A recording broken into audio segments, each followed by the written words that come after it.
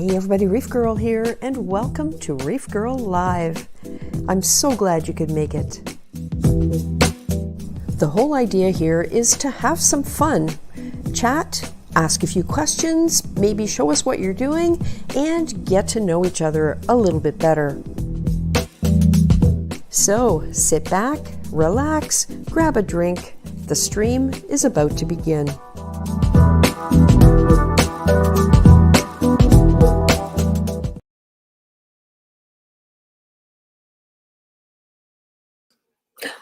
Here I am. Sorry about the dead air. Every week I do something wrong. I probably need more practice, but anyway, how is everybody doing? I do have someone in the waiting room. I'll just say hi to everybody. And oh, he just popped out. Maybe he'll come back. And then we'll carry on and I can tell you a few things, and I know the updates everybody wants to hear. And yeah, it is good news, but the tank's not here yet. So that's the quick update. I'll fill you in a little bit on the details. Hey, Tony Close, UK Reef, you were #1 tonight. I think you're off to #1, so thanks for coming by. I know it's very late for you. Ryan Shackleton, hi, Ryan, and it's very late for you too. You guys are over in the UK. Hey, T40 Reefer, I hope you're doing well. And yep, I'm on the verge of letting myself get excited. And we did a golf outing with our neighbors yesterday with about 12 people. And then afterwards we went across the street to our neighbor over there, just for everybody to get together and have a drink and, you know, socialize for a little bit. Distancing protocols, no masks, but, you know, everybody was far apart. And so after I finished my Yeti full of goodness, which happened to be gin and tonic, one of the neighbors was asking about when the tank is going to get here, and so I told them, and he says, "Oh, you must be really, really excited." And I said, "Honestly, it's been so long, I can't feel any excitement. But I don't know. Maybe when I see that truck driving up the street, I might wet myself out of excitement. Who knows, right?" So anyhow, it's yeah, it's been a long time coming. Terrence Little Ocean, hello. I hope you're doing well. Happy Saturday to you too. Lots of lovely clownfish. You should look for Taryn on Instagram if you haven't already, if you have an Instagram account. She's got gorgeous pairs of clownfish, all different kinds of designer types, and really, really beautiful. And she keeps them really, really well.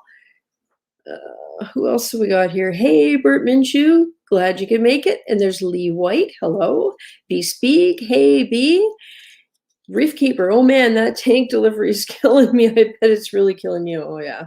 Well, I found out a few more things about how freight works that are not really consistent with what I thought I found out the week before, but I'll tell you about that.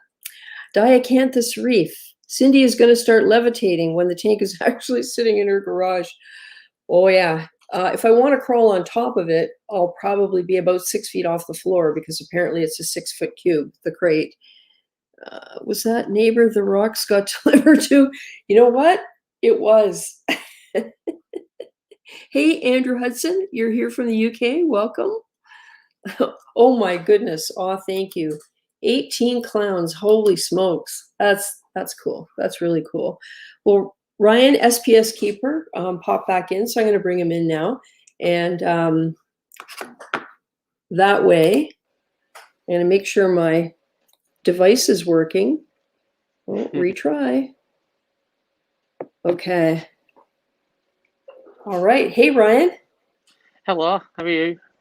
Good. How are you? I'm very well, thank you. Good. Looks like your lights are low at this time of day. No, they're actually off. I've only just put them on just for this stream because it's like 1:05 in the morning over here in oh UK, man. so my lights are totally off now. But I had a total dislocation in time because I was thinking it was the afternoon, so it would have been earlier. Sorry about that. I'm all over the place. Oh, hey, Deep Reef. Glad you could make it. So yeah, we'll maybe give your lights a couple of minutes to wake up the corals, and I'll tell you guys about my tank situation. I think I told you all last week, right to date, what the deal was, and that I, at that point, didn't know what was going on. I was expecting a call from the local freight company. So when I didn't hear, I called the local freight company on Monday. And what I found out from them is that there's really no notification per se of a specific piece of freight. What happens is Fast Freight, which is the delivery company that gets the stuff on trains and planes and whatever, doesn't really do local delivery. They just move the stuff around the country. They load a truck that is going to a particular local carrier, and then they send an email to them to say what is on this truck.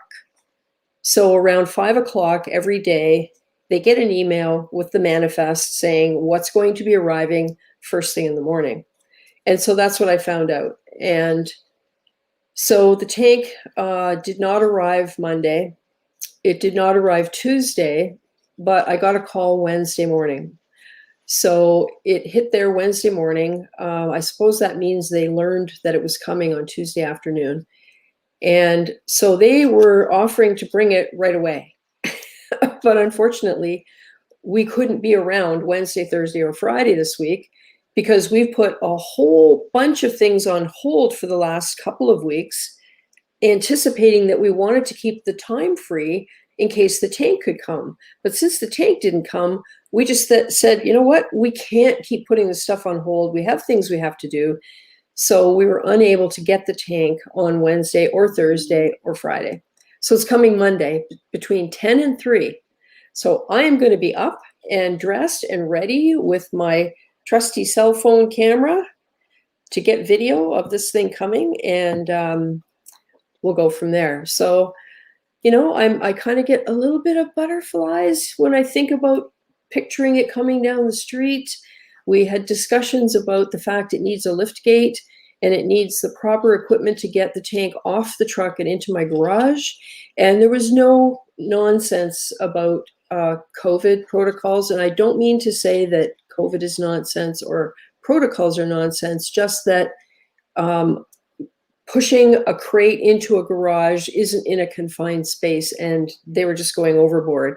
And okay, they're being extremely cautious, and I guess I really shouldn't ridicule that because everyone has their own level of comfort. So apologies to anyone who's, you know, upset or offended by my attitude towards that, but it shocked the hell out of me when I heard it because I was not expecting that. But anyway, the local carrier, because our numbers here are very low, they don't have any type of protocol like that. Their guys can push a crate into a garage with a forklift. So hopefully I'll get that all on video for you guys and put together a quick little short for the next live stream, or who knows, I might even put a YouTube video out since I really missed doing that and it's been a while. Yeah, so there we are. That's kind of where we are. And a whole bunch more people just dropped in. Hello, Lynn Reef Nerd. Hello, Oscar, Insane Reefer. I'm listening and doing maintenance on the tank. Yep, that's what a lot of people do. I think that's cool. I used to do that all the time.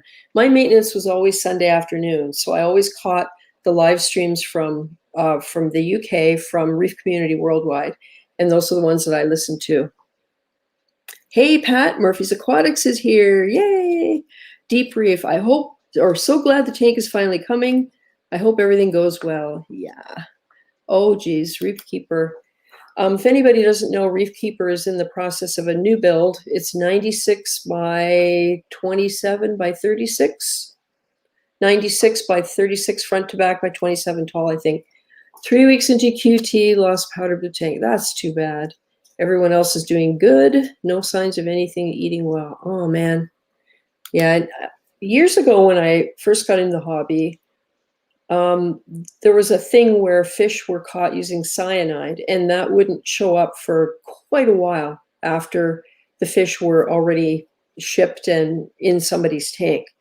And they would just suddenly pass away. And usually there were dark areas on their head when that happened.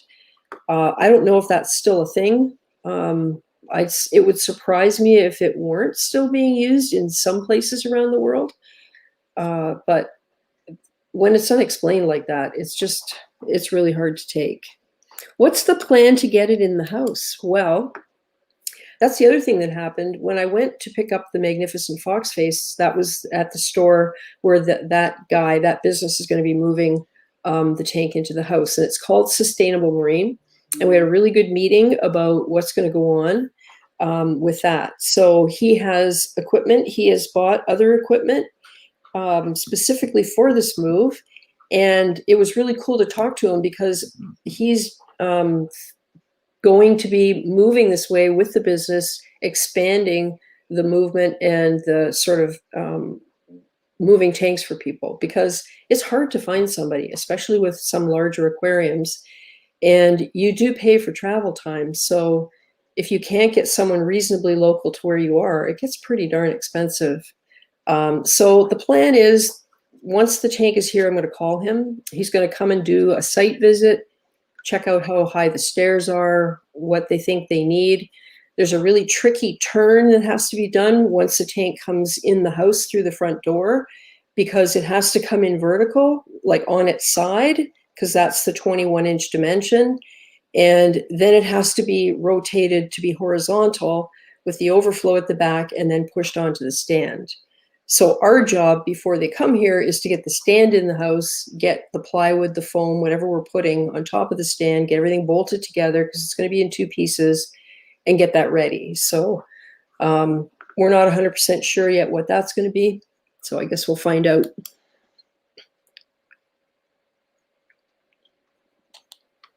I'm freaking totally destroyed after that workout.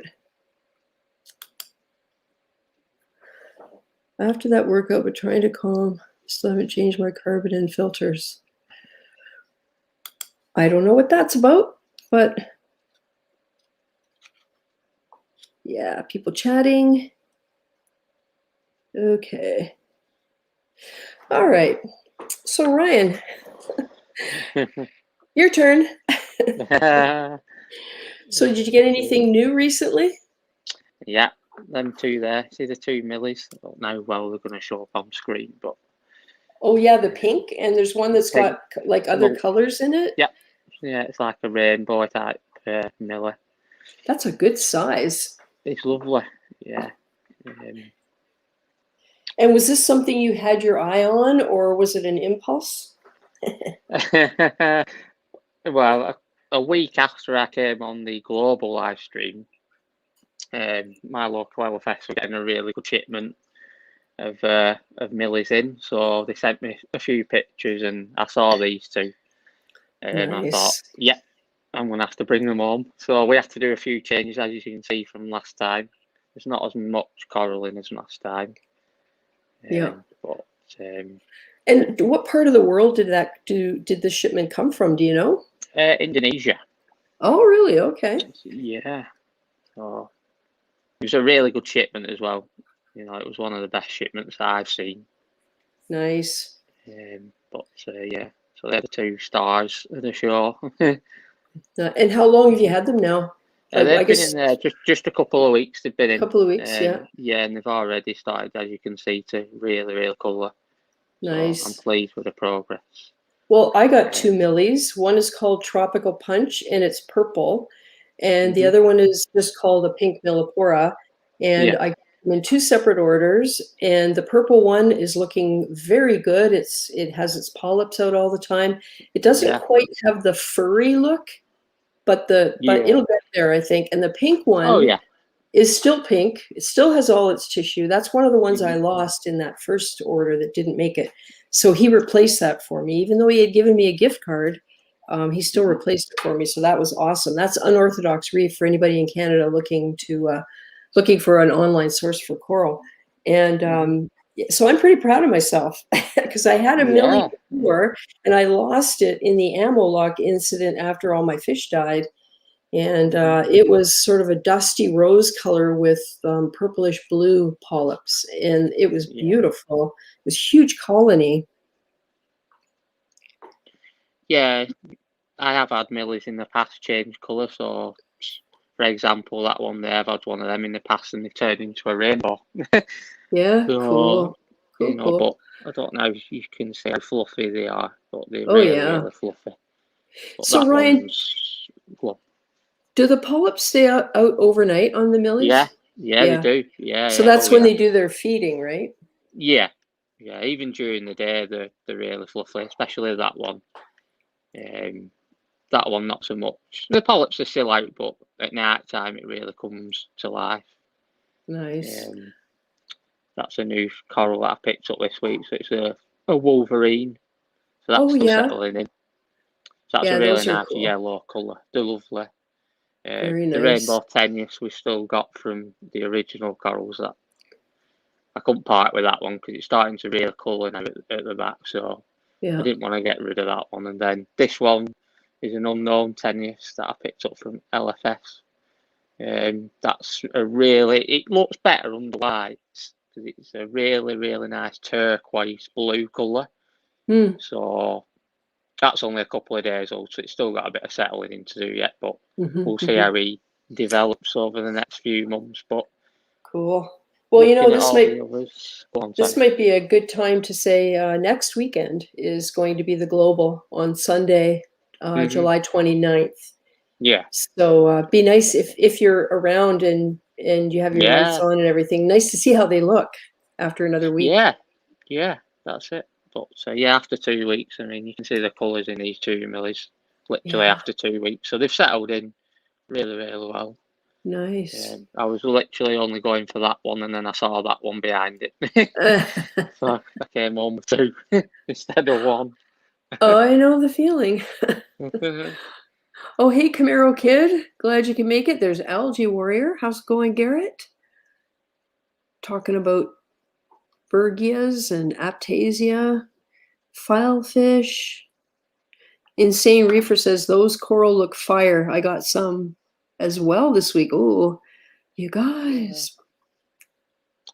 yeah. I Hey, mean, producer Reef. go on, sorry. Sorry, no, that's okay.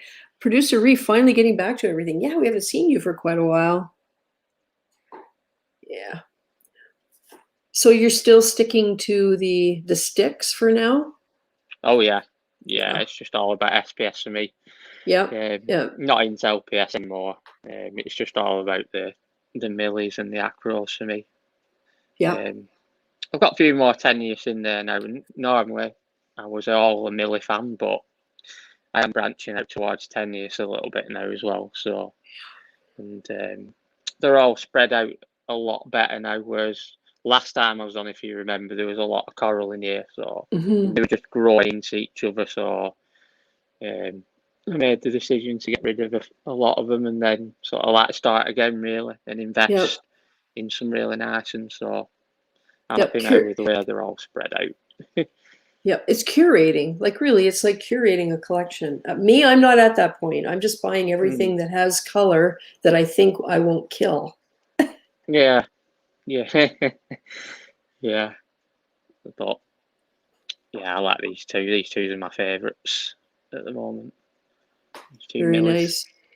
And have you thought more about putting a second island of rock there?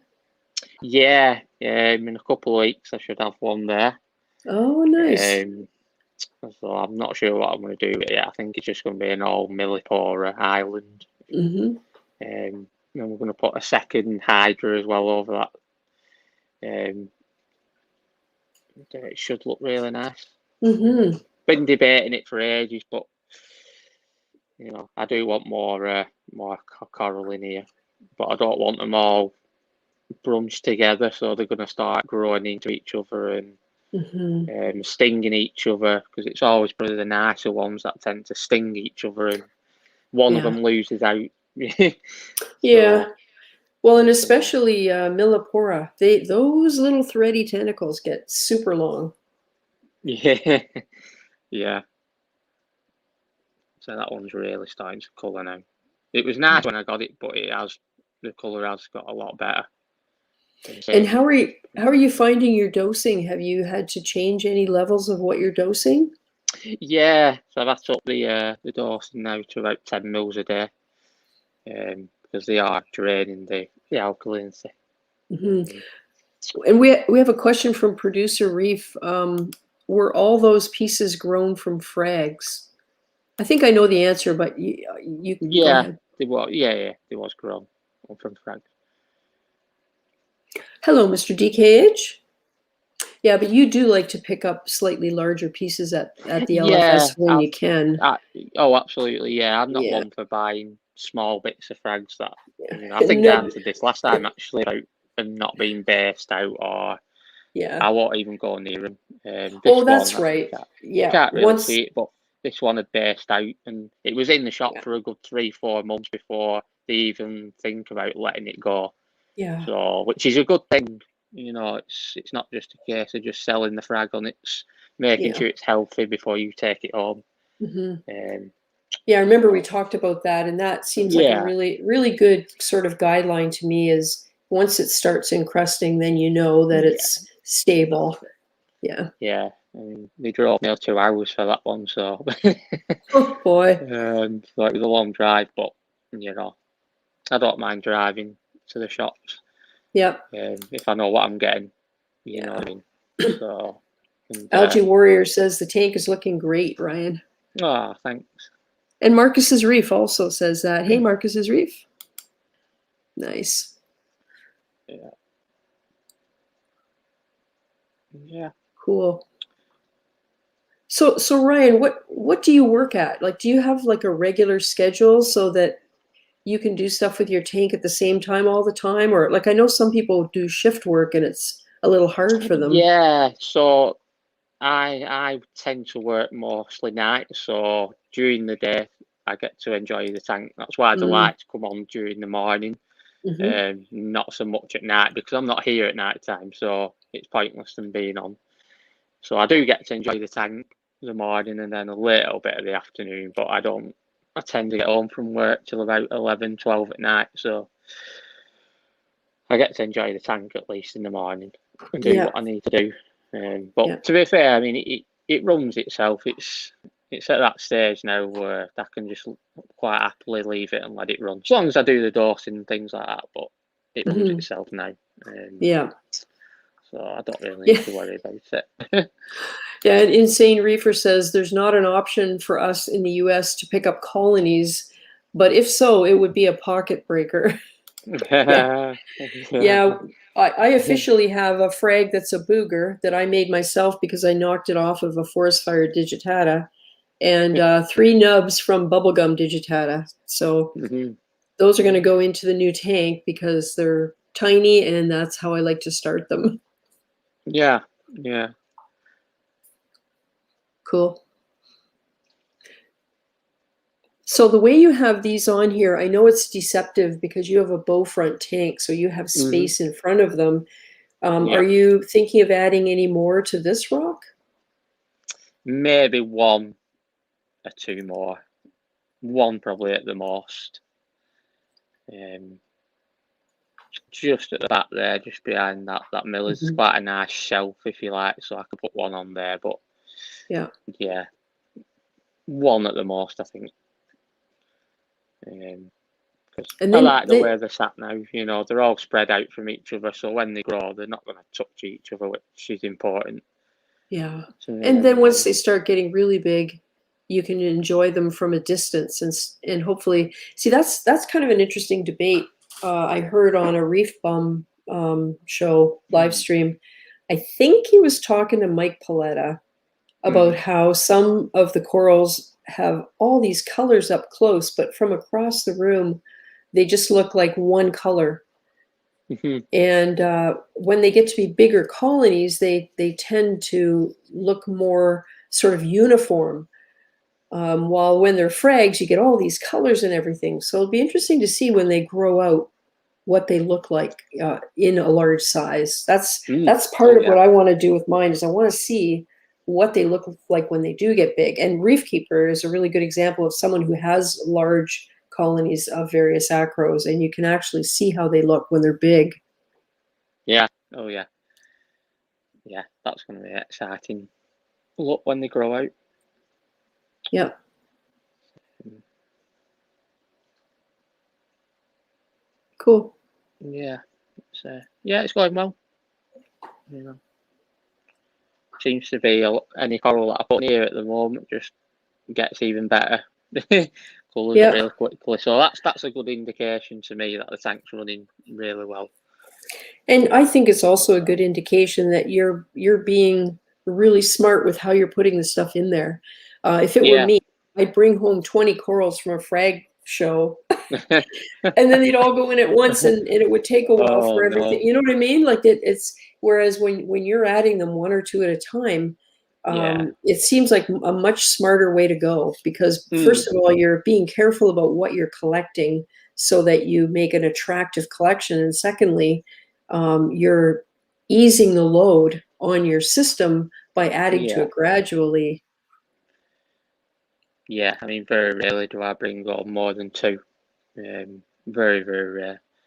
I think I talked about it last time. I acclimate them to tank, so I tend to put them on just on the sand bed. Uh-huh. Give them a couple 2 or 3 days, um, and then I may move them depending on how they're looking. So I'll monitor them. Yeah. So yeah, Aquatic Tanks by MJ. MJ, how are you? MJ, are you the guy that used to have mollies? Because I learned a lot from you about mollies, if that's you. Anyway, cool. And so when you removed the coral that you had in here, what did you do with that? I sold them on to a fellow reefer. He only lives Ah, about 10-15 minutes away from me. oh, nice. When I put a post up, he instantly messaged me. Just instantly fell in love with the rainbows and stuff like that. So I said, "Can I take the whole lot if you want to?" But Cool. today, they're doing well in his tank, which I'm happy about. Yeah, I'd rather them go to someone who knows what they're doing than someone who doesn't and ends up killing them. And yeah, so he knows what he's doing. He's got plenty of tenures and things like that in there. yeah. So yeah. Yeah, and I've seen things that I would love to bring home in the local fish store, and I'm just not doing it because I don't have the right system going Yeah, right now with everything yeah, that's going on and not feeling I have the proper light or flow. I feel lucky that everything's hanging on the way it is right now. So, yeah, yeah, yeah. I mean, if I hadn't have moved all that coral on, I wouldn't have been able to bring these two home. no, So, yep, when I looked at the shipment from the local FS, I thought there's no way that I'm passing these two up anyway. So no, no. I managed to reserve them on the night that they actually came into the shop, so they didn't sell because Oh, nice. was really, really busy when I went in the morning. So I thought if I didn't reserve them, these two would have just gone straight away. Yeah, So yeah, I have that relationship with LFS, which is good, you know, that they'll yeah. reserve them for me. So Nice. Well, maybe he's thinking at some point he might get a frag or two back yeah, yeah, definitely. because they seem to be growing fast, and you'll reach a point where you can take Mm, some frags off and bring them along yourself and not affect the main colony too much. And mm, I said it before, I'm really looking forward to getting back to being able to do that. yeah, yeah. I mean, it's not something I'm into fragging them, but I mean, at some point I will have to frag them if they get bigger. But I'm not for messing around with them. I No, don't like I messing around. You know. yeah, Um, yep, I so, understand. yeah. Yep. Aquatic Tanks by MJ. Yes, it is. Well, welcome, MJ. I'm glad you could make it. It's been a couple of years, I think. Yeah. Hmm. And for fish, are you still in your fallow period? If I remember, you had a yellow eye coal tang last time. Yeah, unfortunately, we lost him. Oh no. So yeah, so I'm just not bothering with fish at the minute now. Hmm. Until I work out what's going on with them. So yeah, I think we're gonna go through another fallow period for like Hmm. 3-4 months again. So Yeah.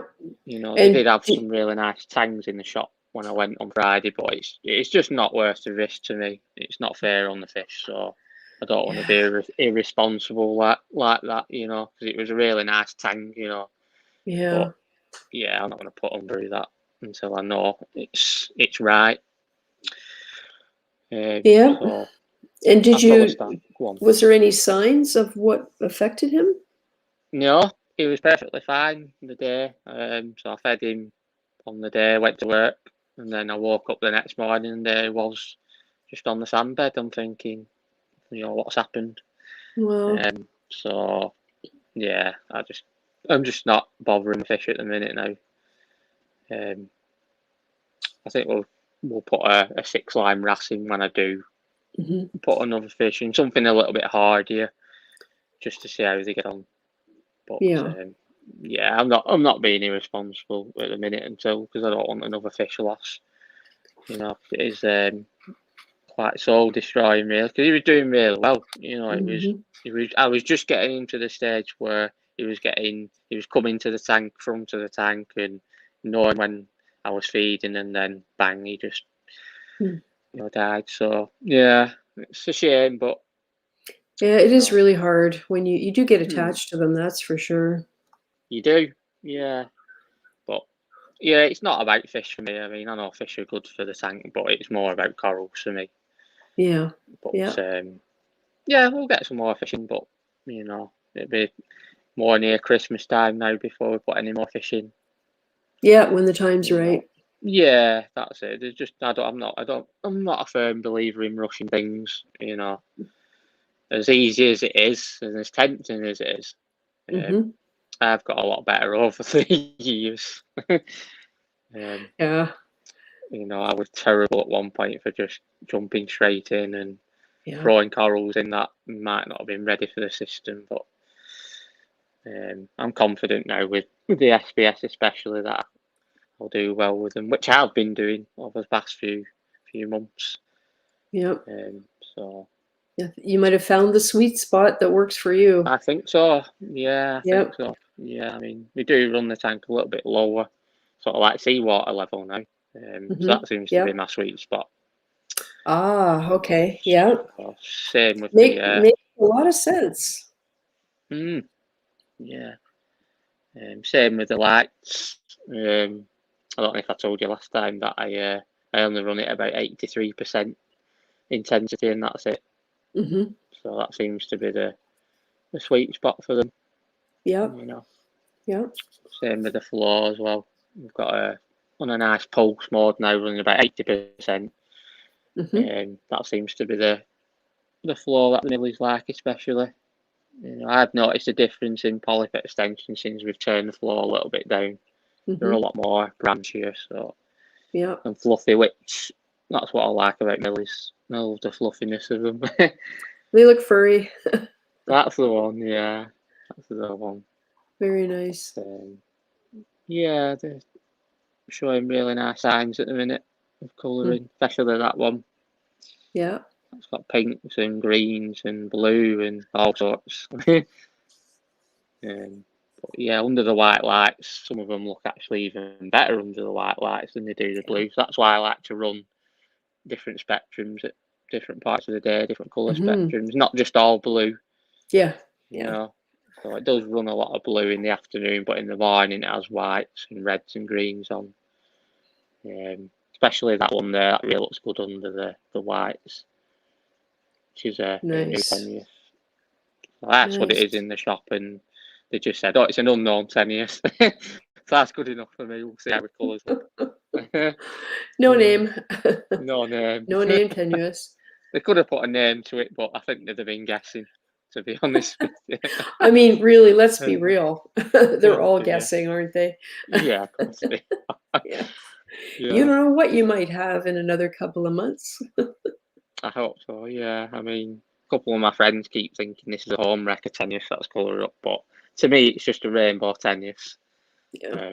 So it's, yeah, I don't understand it either. It is really marketing, and I understand why we need some way to identify what we're talking about because there's so many varieties. I get that, and when you see the same thing getting several names is when it gets confusing for me.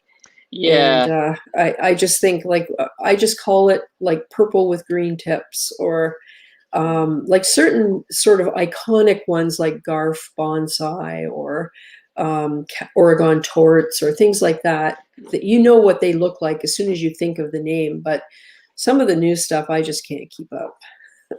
No, I mean I'm sort of over the hype really with the names now. Yeah. I mean, there's a Rainbow Tennis like that one. I mean, it's got a home record, it's got a Walt Disney. It's like it's a Rainbow Tennis to me.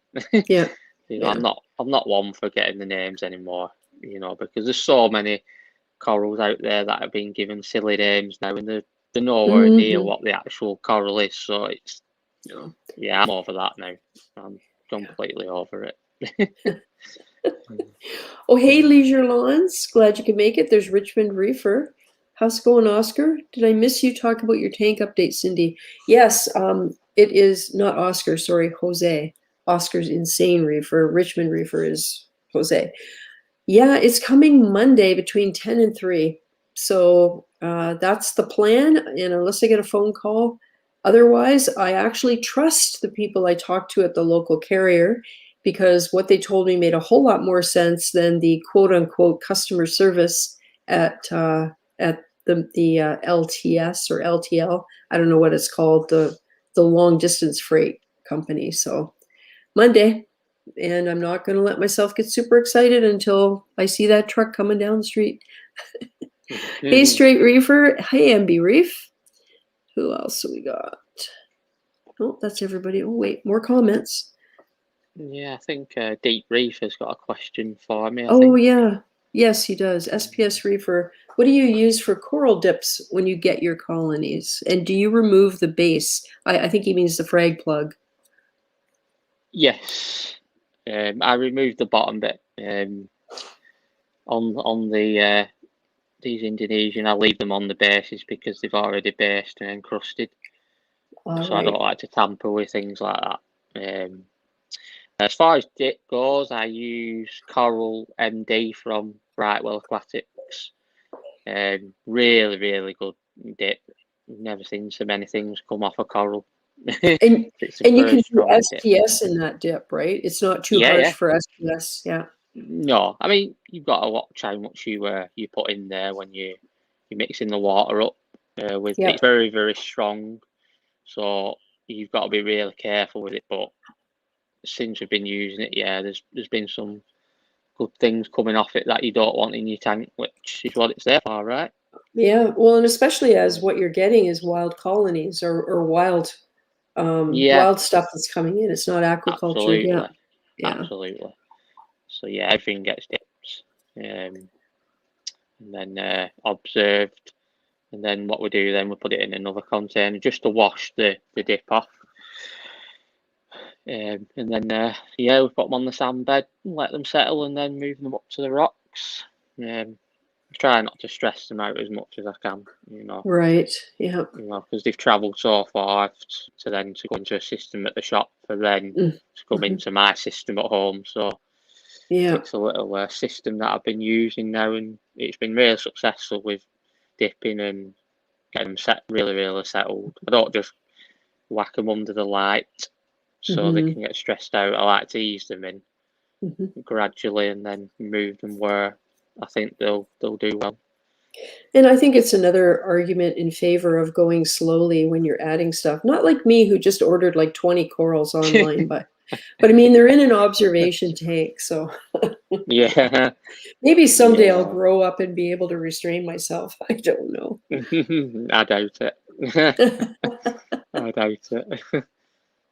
But yeah, I mean, when we do bring them in, put them in tank, I do really pay a lot close attention to them just to see how they're looking. Yeah, that's one of the reasons I put mine on a frag rack really close to the glass somewhere so that I can look at them.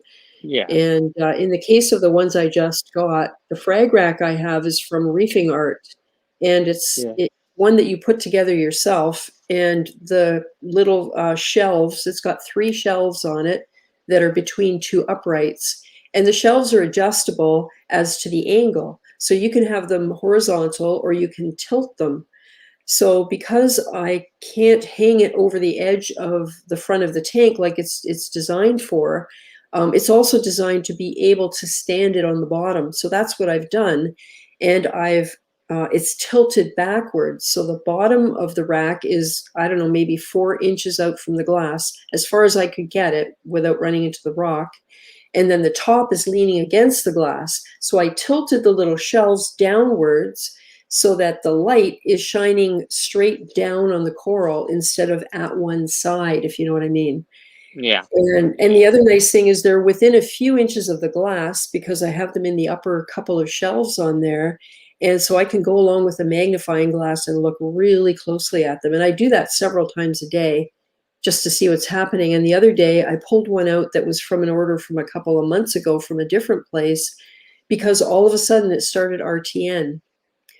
So I Okay. thought, oh, this is not good. So I just pulled the whole frag right out and set it aside. It was on a different frag rack, but without it being so close to the glass and looking at it so frequently, I wouldn't even have noticed it. Yeah. Yeah, there's nothing worse when you see corals RTN in or STN in it. Yeah. I think, oh no, it's happened to me over the months, but Yeah. I think Oscar says, I don't think I could, Cindy. Marcus's Reef is asking, I forget how big this tank is. I know it's a bow front. Is it 54? Yeah, it's roughly about 113 litres. It's, as you can see, it's bore fronted, so it's not your normal size. So it's But it's roughly 30 gallons then, yeah, 115 liters? Yeah. yeah, yeah. Some people call it a nano, which Yeah. I think it's a bit bigger than a nano, but it's big enough for me. It does the job that I want it to do. Well, hey, you're getting all the enjoyment out of it. You're Oh, able I love the to, hobby. Yeah, I love it at the minute. yeah. It's doing well, but it's not all been plain sailing though. So for people who are watching who think, "Wow, this tank Mhm. looks amazing," it's not always been this like this. It's a lot of trial and error before you reach It that is. point. It is. Yeah. That's right. Oscar, Insane Reefer says there's something about coral that attracts your wallet. Yeah. He's not wrong. In my case, it's the credit card. Oh dear. I don't even have to get it out of my wallet because I know the numbers off by heart. Yeah, yeah. He's not wrong. Cool. When you're Oh, only going yeah. to the LFS for like watering, you come on with a coral. Uh-huh. Yeah. But I'm a lot more responsible now though than I were a few Mhm. months ago. I like to bring some corals in, let them settle, and then assess it when in about a couple of months, see And where I they've gone. I think there's a little bit of if I don't bring this home now, it won't be here next time. I think there's a little bit of that goes Yes, on, right? Because we're not yes, talking about something absolutely. that's stamped out in a factory. If it's a wild uh, colony or even a frag, a decent chunky frag, there aren't Yeah, going to be others like it, and it may not be there when you go back. So in my case, that's what drives me. It's like, oh my god, and I have to learn not to do that. yeah, it's tough. I mean, I was going for that one, I think, mainly, and then I looked at this one. And I thought, if I don't take that one home next week, it'll have gone. It'll Yeah. have been snapped. So I thought, I'll just, I'll just take the risk and bring two home. But I mean, yeah, I'm glad I did get it now because it's looking really, really nice. Yeah. All different colours in there, which is it's a different style of rainbow that I had previous. Um, Yeah. but with these Mm. Indonesian, you just never know what they're going to colour up like. They could change colour in a Mm-hmm. few months, but Yeah. I hope not because they're looking really nice. But we'll Yeah. see. Yeah, we'll Yeah. definitely see. Well, in any case, what can you do about it except watch? That's it. Yeah, absolutely. Yeah, as frustrating as it is, sometimes you Yeah. think, "Oh, why are you Yeah. changing colour?" Yeah. But Leisure Lawns yeah, is asking, are they maricultured? But they're wild, aren't they? they're wild. Are they Yeah, they're wild, they're not they're maricultured. wild. No, no, they are wild. Yeah. Um, but there's some really, really nice corals coming on that shipment. I think the Yeah. LFS was telling me that's probably one of the best shipments they've seen in a long time. Hmm. Because You know, it's not as, we don't see as many SPS over here in UK at the minute. They seem to be quite scarce. Yeah. But when they do come in, there's some really, really nice corals that are coming in. So it's worth the wait, you know. Yeah, Insane Reefer says it's going to look awesome once it's grown in with the center rock and it lets the fish swim without being restricted. Yeah. Yeah. Oh yeah. Oh, it's going to look good. Yeah, when it's grown out. Yeah. Oh, hey, Mark Teffer and Calypso's Reefs. Hey, you guys. I'm going to bring Alex in, and I'm sure he wants to comment on your tank. Yeah, absolutely. He's not there right now. Oh, there he is. Must have heard me. Yeah, sorry. I'm in the middle of tie trading, so. Ah, okay. Oh, and you know what, Ryan? When you see it on my screen, the image is like quite large, and the resolution's not great. And now when I see it, it's the colors are like super intense. Oh yeah. That's lovely. cool. Yeah, they're lovely. Cool. Yeah. That's a cool looking tank. Oh, thanks. Thank you. Yeah. Yeah. Yeah, I think you've got a sort of a vision for it. And I've seen how it's changed because I remembered, wasn't there a really large green and pink something right on this front rock where you put your new one? There was. Yeah, you're absolutely right. I was Yeah, going to part with it, but because we watched that thing grow over the course of a couple months. That was it was the sunset, and that's right. It was a sunset Millie, yeah, and just instantly fell in love with it. So I thought, well, you know, I've kept sunsets quite a few times now, so it's time to bring some more coral in that I've not kept, especially that one there. I mean, we've kept pink millies before, but that one I've not seen before, so that's a nice new one to have a go at, you know. And that one at the top there, which is, as we saw, unknown 10 years. Yeah. So we'll see how he colours up, you know. Yeah, and if they come in wild like that, there is no sort of lineage or history or even expectation as to what they might become. So every day when you look at it, it might look a little bit different. And honestly, that's another thing that I love about this hobby is watching something settle in, get healthy, and then become whatever it is, you know? You never know. That's what I love about SPS, yeah, absolutely. Because you just never know what it's gonna turn into, or you know, that's the exciting bit for me about it. You know, I mean, I just hope and pray that these two don't change colour. Well, not too much anyway, only in a good way. Not too much. Only in a good way, that's right. Yeah. Nice. Very nice. So, yeah, I'm happy with it. I'm enjoying the hobby again. Yeah, and there's something to be said for that. And what you've probably reached is that spot where the stress level is down for you. Yeah. Because you know what you're doing with what you've chosen to do, and it's working. And there's a lot to be said for keeping something very sort of confined to a certain type of collection, because then you can really focus on that instead of like me. I'm worrying about, well, I lost most of my turbine area, and right beside it is the fox coral. Beside it's a mycedium, and they all, you know what I mean? Yeah. So that's another reason for the bigger tank. I can spread all that stuff out. So hopefully give it what it needs and keep it from killing each other from proximity. Yeah. I mean, to keep an all SPS dominated tank, you know, it's hard sometimes, but we just seem to have found that sweet spot now where I just let the corals do what they do, you know, and if we're unlucky with some of them, then that's fine, you know. We are going to lose coral every now and then, especially SPS anyway. But the Dawson side of things seems to be doing the job. The Reef's elements that we're on, getting more and more popular now over here in the UK now.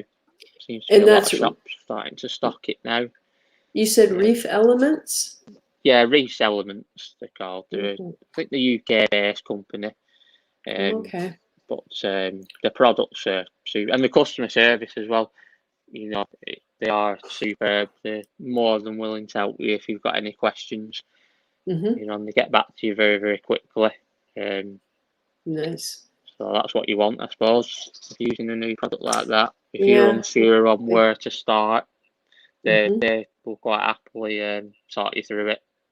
Yeah. You know, so that's what I did with him when I first started using the product, Mm-hmm. and he was spot on with how I started dosing, and Nice. yeah, I just gradually started to increase it now because the consumption is quite high.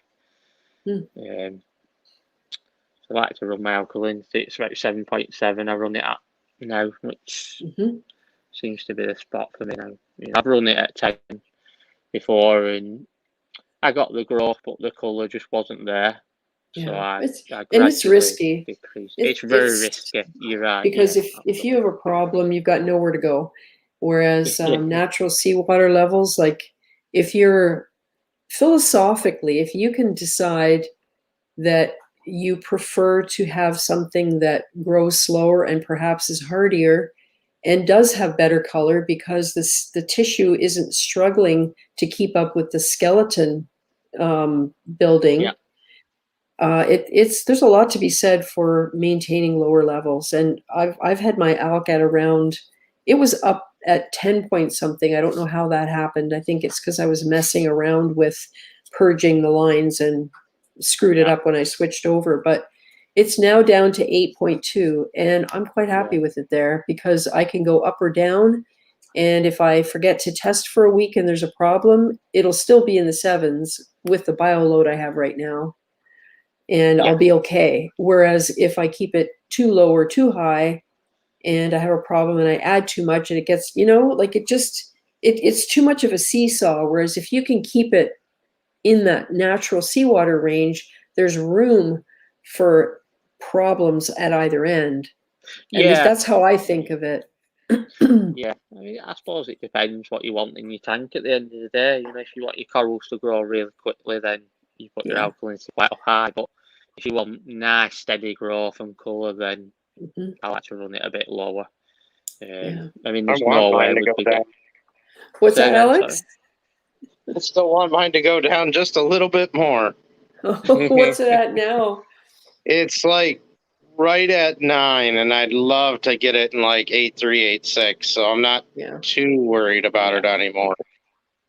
no, Yeah. you do Hey, worry, I suppose. Johnny Martinez. Glad you can make it. Everybody saying hi. Oh, gee, Mr. DKH is awaiting the hurricane that's about to hit us soon. Oh, dear. I don't know where that is. Is that on the eastern seaboard? Yeah, it looks like it. Marco. Last I saw, it's going to hit Long Island and New England. Yeah. See you. Hey, see you. Did you use the upside down bottle to clean the sand? If so, how did you like it? Not sure what that's in reference to. Might be asking somebody in the chat. I think I Yeah. explained last time as well. I stopped doing water changes now. Oh, yeah. Yeah. Because it's just disturbing it just way too much, and I think that's one of the reasons where my alkalinity spiked, because Mm, the salt had quite elevated levels in it, and I didn't realise. And when I tested my alkalinity, it was nearly through the roof. wow.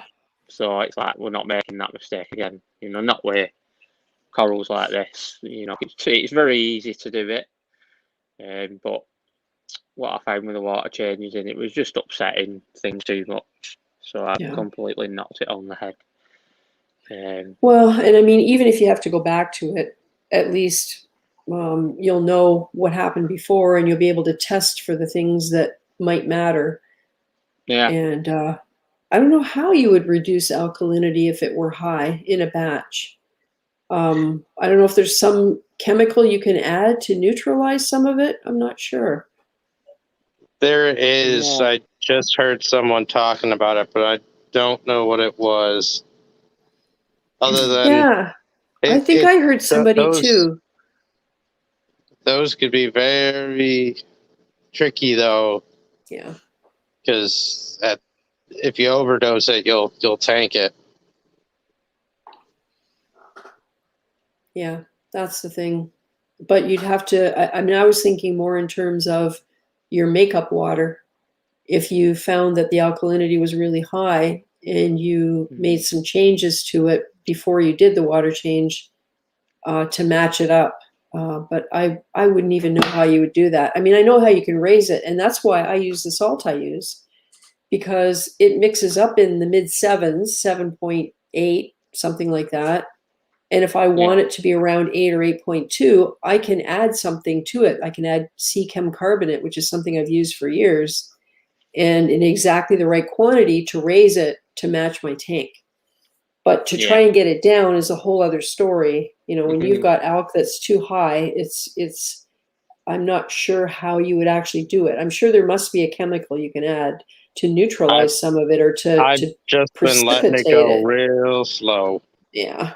Yeah, that's what I did with this tank when it was running at 10. I just let it come down very, very slowly. Yeah. You know, because a huge spike is a no when it comes to SPS especially. You know. Yeah. Well, hey, Adrian Mitchell. Yeah, everybody's getting ready for this big storm. Calypso's is getting ready. Mark Teffer says Nova Scotia. Hope you got your emergency kits ready. I had to use mine last night. Oh boy. Yeah, And I CU. don't. I'll have to look into that. You're asking about cleaning the sand. I'll have to look into that because I don't honestly remember. Yeah. Sorry, guys. So, Alex, what have you been up to this week? Oh, a lot. That is that still your regal angel, or is that? Yeah. Okay. Yeah. At certain angles, that thing looks like an emperor angel. Nope, it's a regal, and then I got purple pseudochromis I put in here too. So Ah. Oh, 2 there's weeks Algae ago, Warrior. I'm going to bring Algae Warrior in too. You guys can chat. Cool. Hey, how's it going? Good. How's How it are going? you? Doing great. Thanks. Look at those beautiful sinularia there, Alex. They are getting big. I'm going to pull one of them out because it's getting like super close to this Milka stylo. But I'm going to pop it into this tank and see how it does. Yeah. But yeah, my frags from Lynn are doing good if she's still in the chat. Nice. Oh, sorry. Thanks, Ryan, for the tour. I didn't mean to It's just all right. Yeah, drop you right off. I'm going to jump off soon because it's late here in the UK. I don't want to leave the lights on for too long. Just I don't want to stress them out too much, you know. Nice. Thanks for sharing the tank. Oh, thank you. Yeah, it's a pleasure. Yeah, looks great, Ryan. Yeah, thank you. Cool. I'll be on the global live stream because it's during the day here in UK, so the lights will naturally be on anyway, so we can have a proper look at them. Yeah, by then I can show you guys my tank if it all goes well. Fingers crossed. Yeah. I kind of doubt I'll be sitting in front of it in the hallway, but you know, at least I can reveal the contents of the sarcophagus when we get the lid off. Yeah, anyway. I'm going to jump off. Thanks for letting me come on tonight. Hey, and, I'll be watching the stream, but I just need to get the lights turned off now before it stresses them out. Yeah. You know, thanks, Ryan. Appreciate you sharing what you got there. Yeah, cool. I'll see you all soon. Yep. Bye. Bye. Bye. Have a good one, Ryan. Okay, so Alex, you've got some stuff going on. You got the purple dotty back. Yeah. Is that new, or did you move it from the other tank? Oh, it's new. I wouldn't put one of these evil things in the reef tank. So, although maybe in the new reef tank they might have a home. Although I think I'm gonna try and get a group of them going in the new big fish tank because they're little and they're evil, and you know, I was a little bit worried the Spanish hog was going to eat them when I threw them in there here, and then the Spanish hog got to eyed them up. I'm like, don't you do it. Jeez. And you know, when they're in a bunch, they fight with each other, don't they? The little guys. You know, honestly, in the 700, they were spawning. and I was getting fry hatches at night. And Oh boy. I had put 5 in originally, and I had 3 up until the time I broke the tank down. And they had kind of subdivided the tank into thirds. And Right. the pair that were spawning would take turns checking the eggs. And then it was like they'd just rotate in and out. And then the other one wasn't allowed in that area. But I love the behavior because they always had there was just cool behaviors to see between them. So, Oh yeah. but then, well, in this tank, the most positive thing is that spot of coralline algae on the bottom because that is growing on its own and not me, which is awesome. Cool. So I'm actually starting to see some purple on the rocks again, which Yeah. in this tank, I'm not, not a big deal, but in the reef tank, I'm now like that big plate is starting to purple up, and I am so excited because once this coralline takes off, it's gonna tank my alkalinity real quick, which will be Oh good. yeah. Yeah. And So your magnesium too. yeah, I'm probably gonna start the calcium reactor up, or I might change out to some of that kalkwasser with mag in it. Yeah. So, but so far things are going okay. I mean, the corals are, some of the ones that were still stressed from the move are still stressed from the move, and then Yeah. I've got 8 pieces here that I picked up during Aquashella, Right. and they're not dead Ooh. yet, so that's a good thing. Something's So, going right. yeah, it didn't kill the SPS in a week, so Yeah. um, I know how that feels because I feel exactly the same way about the rack I have in the observation tank, which is only 25 gallons of water and also has 2 tangs of clownfish and a royal grandma. And I tested the water the other night and the quality was well, everything's exactly where it needs to be, except for nitrate. And that I ordered some Brightwell nitrate R, nitrate R to try that because Melev's Reef was talking about it. It really reduced his nitrates, and I'm going to be super careful with it and just use it very sparingly to get the nitrate down to around 10 instead of how 30. high is your nitrate? It's around 30 right now. And I've been doing water changes, but I have two tangs in there. Do you And have filter? You're using filter socks, right? yes, I do. It comes with filter socks. So I use one that I modified to hold media and filter floss. And so what happens is the water goes in the top through the filter floss and through the media and out a piece of egg crate that I inserted in the bottom. I cut the filter sock off at the bottom and put egg crate in. And so I just swap out the filter floss pretty much every day now. It's almost black. There's so much fish waste. And You're the gonna flow. hate me for telling you this, but I wouldn't add a chemical to reduce the nitrate. I'd just remove some of the biological. Like I'd take the filter socks out and your little media tower there that's getting water run through it at a high rate.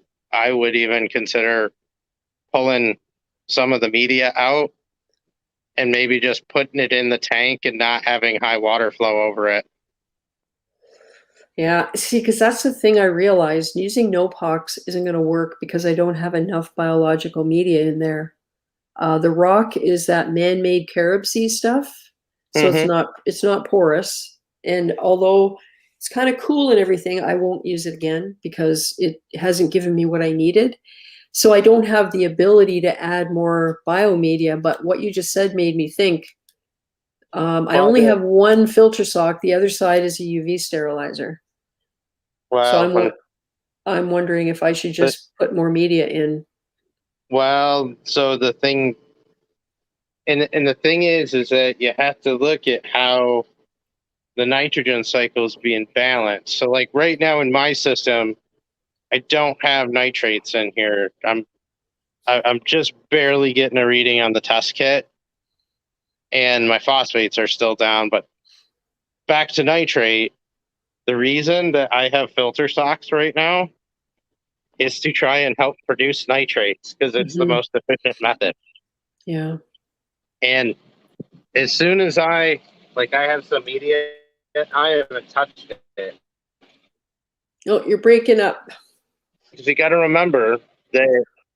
Oh, hold on. Let me walk over here. How's that? That's better. Better? Yeah. Okay. Yeah. So hold on. I got a spare filter sock over here somewhere. Where did I do with that thing? We could talk You about also these later have, too. ooh, you also Here's have a piece lots of of one. rocks, and you got lots of rocks in there too. Well, there's a fair amount in here, but when you think about nitrate, so let's hold on. Let me find things because I like to use things. What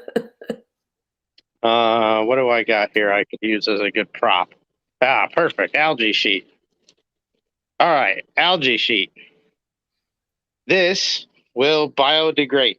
If you put it into a tank, it will break apart. But if I just throw it into my sump tank here and it falls to the bottom, the microfauna will start to eat it. And let's just say, for example, it takes a week for them to totally break this down from a solid form into chemical excretions, either through them consuming it or bacteria consuming it. But Right. if I take this same piece of nori and I put it and I let it fall into a filter sock, now it's pinned up against something and I have water flow going through it at hundreds of gallons per hour. That is going to cause abrasion, which is going to accelerate the process of this degrading. Because of that, the bacteria, the nitrifying bacteria that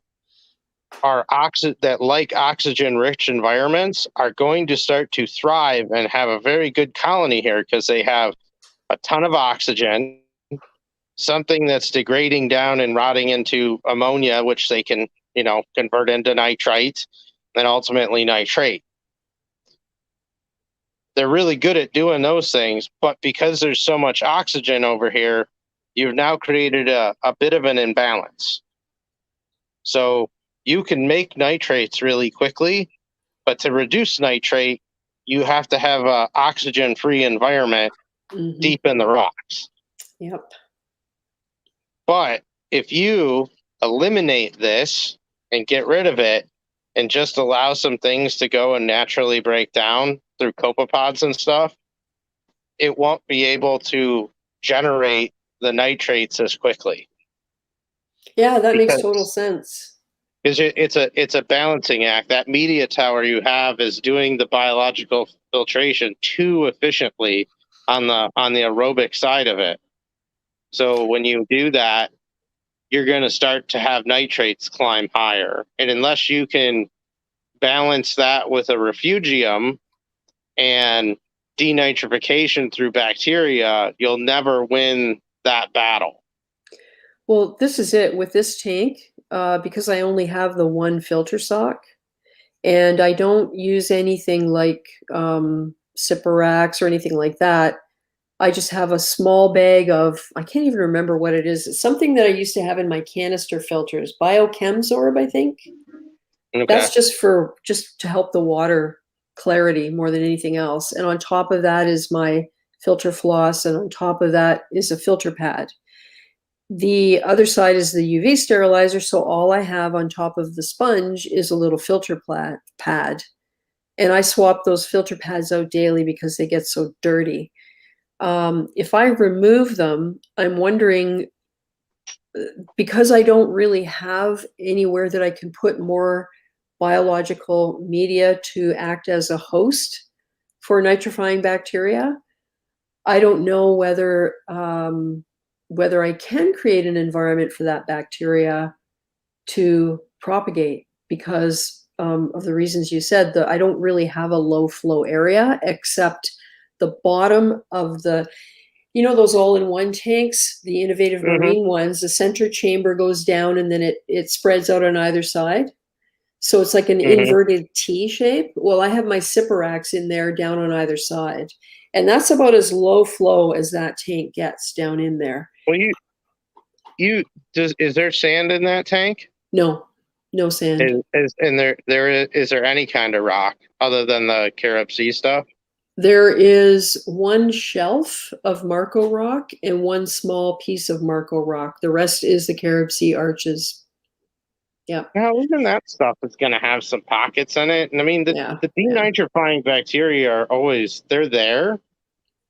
But like, I wouldn't be as concerned. You could build a denitrifying filter, but if you want to just stop the increase in nitrates, the quickest thing to do is remove the filter floss, and then even like that other media that you said that's in there, if it's been in there for any amount of time, it's got a bacteria colony on it. So I wouldn't just remove it all in one shot, but you could try to remove parts of it. Yeah, they're packaged in a little bag. What I did was these filters, and I don't even remember the name of it, but these filters are there are 4 panels, and it forms a square that goes down inside a canister filter, and then the water flows up and through it. So I got a whole bunch of those things on sale. So I cut them apart and I trim the edges off that are the kind of spaces between each little pocket that contains the media. So it forms a perfect little rectangular media bag. And I put that in the bottom of the filter sock, and that gets changed out maybe, I don't know, once every 6 weeks or so. It's not super frequent, but the filter floss, I take it out, like the filter pad comes out daily and the filter floss comes out about once a week. And when the filter floss comes out, it's hardly even dirty. So that little pad that sits on top, right inside right at the very, very top of what would be the media tower, that comes out every day and gets refreshed. So doing some thinking about this, it was like, well, if I'm going to use something like Nopox, which is a bacterial food, essentially carbon dosing, to grow that bacteria, I need a host for that. I need somewhere for that stuff to live. And I don't know that I have that in this tank. I don't know what to add other than maybe adding more, like Seachem does a product called denitrate. And essentially it's just like Matrix, except there's something a little different grain size. I think it's a little smaller. Mm-hmm. And it's essentially just something porous that bacteria can live in.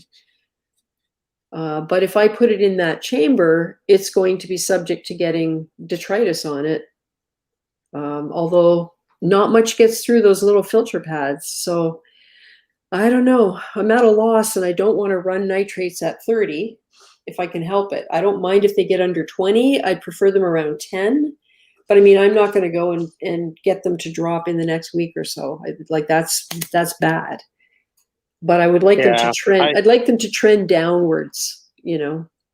Yeah, and like I said, I just remove some of the means to make it through any kind of filter pads, media bags, and especially if they're in some kind of, wet dry setup or a canister filter. That's the first thing I would say. Yeah. Start pulling it out, because you'll reduce the factory's ability to produce nitrate. Mm-hmm. Yep. And this is what I figured with, because I was lax at getting those filter pads out, and now I just do it every day. And I cannot believe how dirty they are.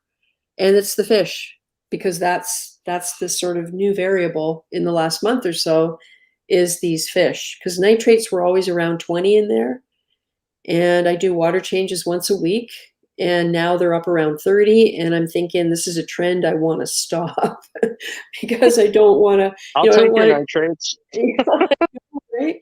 And it's kind of like a biomechanical thing. It's like, where do I put more stuff that bacteria can colonize on or in? And the only space I have is if I put it down the chamber in the center that's above the pump. I could do that.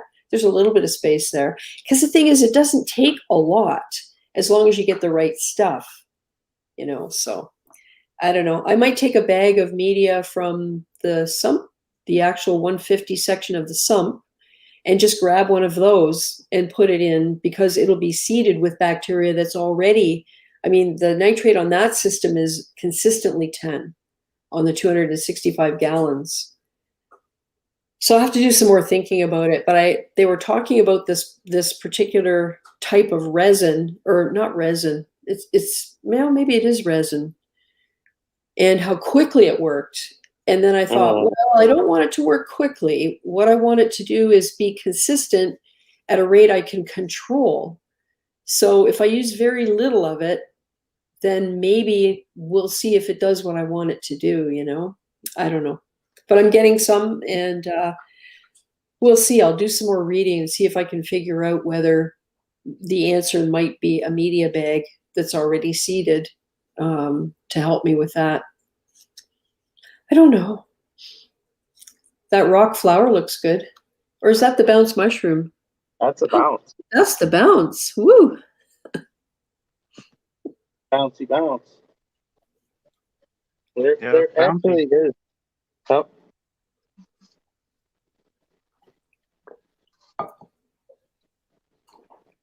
I thought I heard Algae Warrior. I was just saying that's really bouncy. Yeah, it's a 2 or 3 year old anniversary gift from my wife. Nice. Yeah, BC is asking Alex if you have an angelfish. And yes, he does. It's in the fish tank with the Spanish hog. Yep, let me wander on over there. I got some plants for my fish room too. So, And you know, I read somewhere those are the best kind, the Sansevieria, the iron plants or snake plants. yeah, they can filter the air quite well naturally.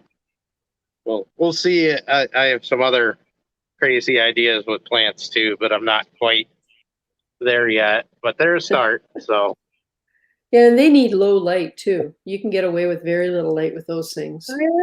depends on what kind of person you're subscribing to with them, because they can tolerate it. But I'm also seeing that you could put them in some pretty highlight conditions too to get them growing faster. Oh yeah, if that's your goal, and I mean, days gone by, they were the plants that you would put in your house if you couldn't put anything near a window. Yeah, no, they're getting some pretty good light off of the reef right here. Although I might step that up eventually, but I'm exploring the idea of how much CO2 I can, if I can get a noticeable difference in here with that, to where my pH might start to bump a bit. So yeah. You do have a CO2 meter down there, right? I would assume you would. I haven't bought one yet. I keep looking at them, and my only reservation with them is that to get something that's decent is not very cheap, and I'm almost wondering if I was like, I could buy all the plants that I want to experiment with for the same cost. Yeah. I mean, ultimately, it's, will it impact the pH on the tank anyways, is the main goal. So, because I know Devin and Mike Paletta both have, I think, the same CO2 one, and they said it was like $40 on Amazon or something. I just always question how, good quality that is. Yeah, that's I'm still reading on them. I might just get one. I mean, it seemed for about $100 you can get something that was okay, but when you start looking at people that are a little more serious to growing things, where they're using CO2, they're actually injecting CO2 into grow tents or greenhouses. they're like, yeah, you really can't get away with those. So, 'cause a lot of them, once you get under like 400 parts per million, they really, you don't know what it is. So, Right, right. And what would you be aiming for in parts per million? I don't know, as low as I can get this. Right. But Well, can isn't fresh air around 400? I thought it Yeah, was. I'm not sure. generally it is. And I'm already pulling outside air in. And I mean, it's definitely an experiment. So Yeah. this isn't necessarily the most ideal plant that I'd want to do, but it was a start. So, plus their other air filtering properties were very intriguing to me. So, yeah. I've always wondered about like air plants too in the room and might be able to capture some of the humidity. Yeah, if you had a living wall of air Yeah. no, plants that some of them, yeah, there's kind of they'll absorb that, but there's a, you'll get to a certain point where it won't be able to keep up, or Oh, the right. room will have to have a certain level just because of the water requirements for them. Oh, okay. At least that, because like even in this room, I mean the dehumidifier's running most of the time, so it cuts off at night sometimes. But no, I'm actually gonna start looking more at fast growing plants because, you know, in order to grow and build stems and leaves, they obviously they need to pull CO2 out to make, carbon for their building blocks. Right. oh, like So bamboo and stuff like that. I have been looking at species of bamboo, Yeah. not the one you get at the mall either, like No. real Not the bamboo. lucky one. The Yeah, lucky, that's the not even, lucky one with the wax on it. Yeah. yeah, from what I read, it's not even a true bamboo in the No. normal sense. So, Nope. but I am looking at them. I haven't pulled the trigger on anything yet because I still want to do some more research. But uh, I know they have some pretty good CO2 scrubbing properties. But And some of the varieties you can get are really attractive. They're nice to look at in the sense that they're not quite so utilitarian looking. well, and when you look at it and they go, well, expect this bamboo to grow between 6 to 12 feet in a year. Hmm. That's a whole lot of growing power. Yeah. And they don't always need, like, they need a decent amount of water, and fertilizing even is, they're like, well, a lot of times you do it like once a year. So they got to be pulling the building blocks out of somewhere. I guess it depends on the composition of the actual, like the plant. They're considered a plant. They're not a tree, right? So they don't have heartwood There, and sapwood. I was watching something or saying that they technically can fall as a grass. Yeah. Oh, so okay. So the structure is such that even the fast growth doesn't necessarily give you a dense structure. So it may not require as much in the way of nutrients and CO2 and all of that as something similar that doesn't, you know what I'm trying to say? Like maybe because of the way it grows as a hollow tube, it doesn't require as much as you might think. I don't know. Yeah, Interesting. it's something I'm still kind of reading about a bit because I think it's something interesting where if I could, have a significant impact to where the pH starts to change, Hmm. you know, Yep. but yeah, I'll see. I'll probably end up getting a CO2 monitor at some point, and we'll see. I Beast, mean, my alk's still high, so I can't add more kalkwasser. So Oh, that stinks. huh? yeah, we'll see. Well, Cherry Corals was having a live sale today, and I've already picked up a bunch of stuff. So Yeah. Yeah, I Doc, went to a local reef club meeting today, and I traded a couple of corals and got some macroalgae and stuff. So nice. So BC's wondering, Alex, whether your Regal Angel is well behaved. well, so far, Yeah.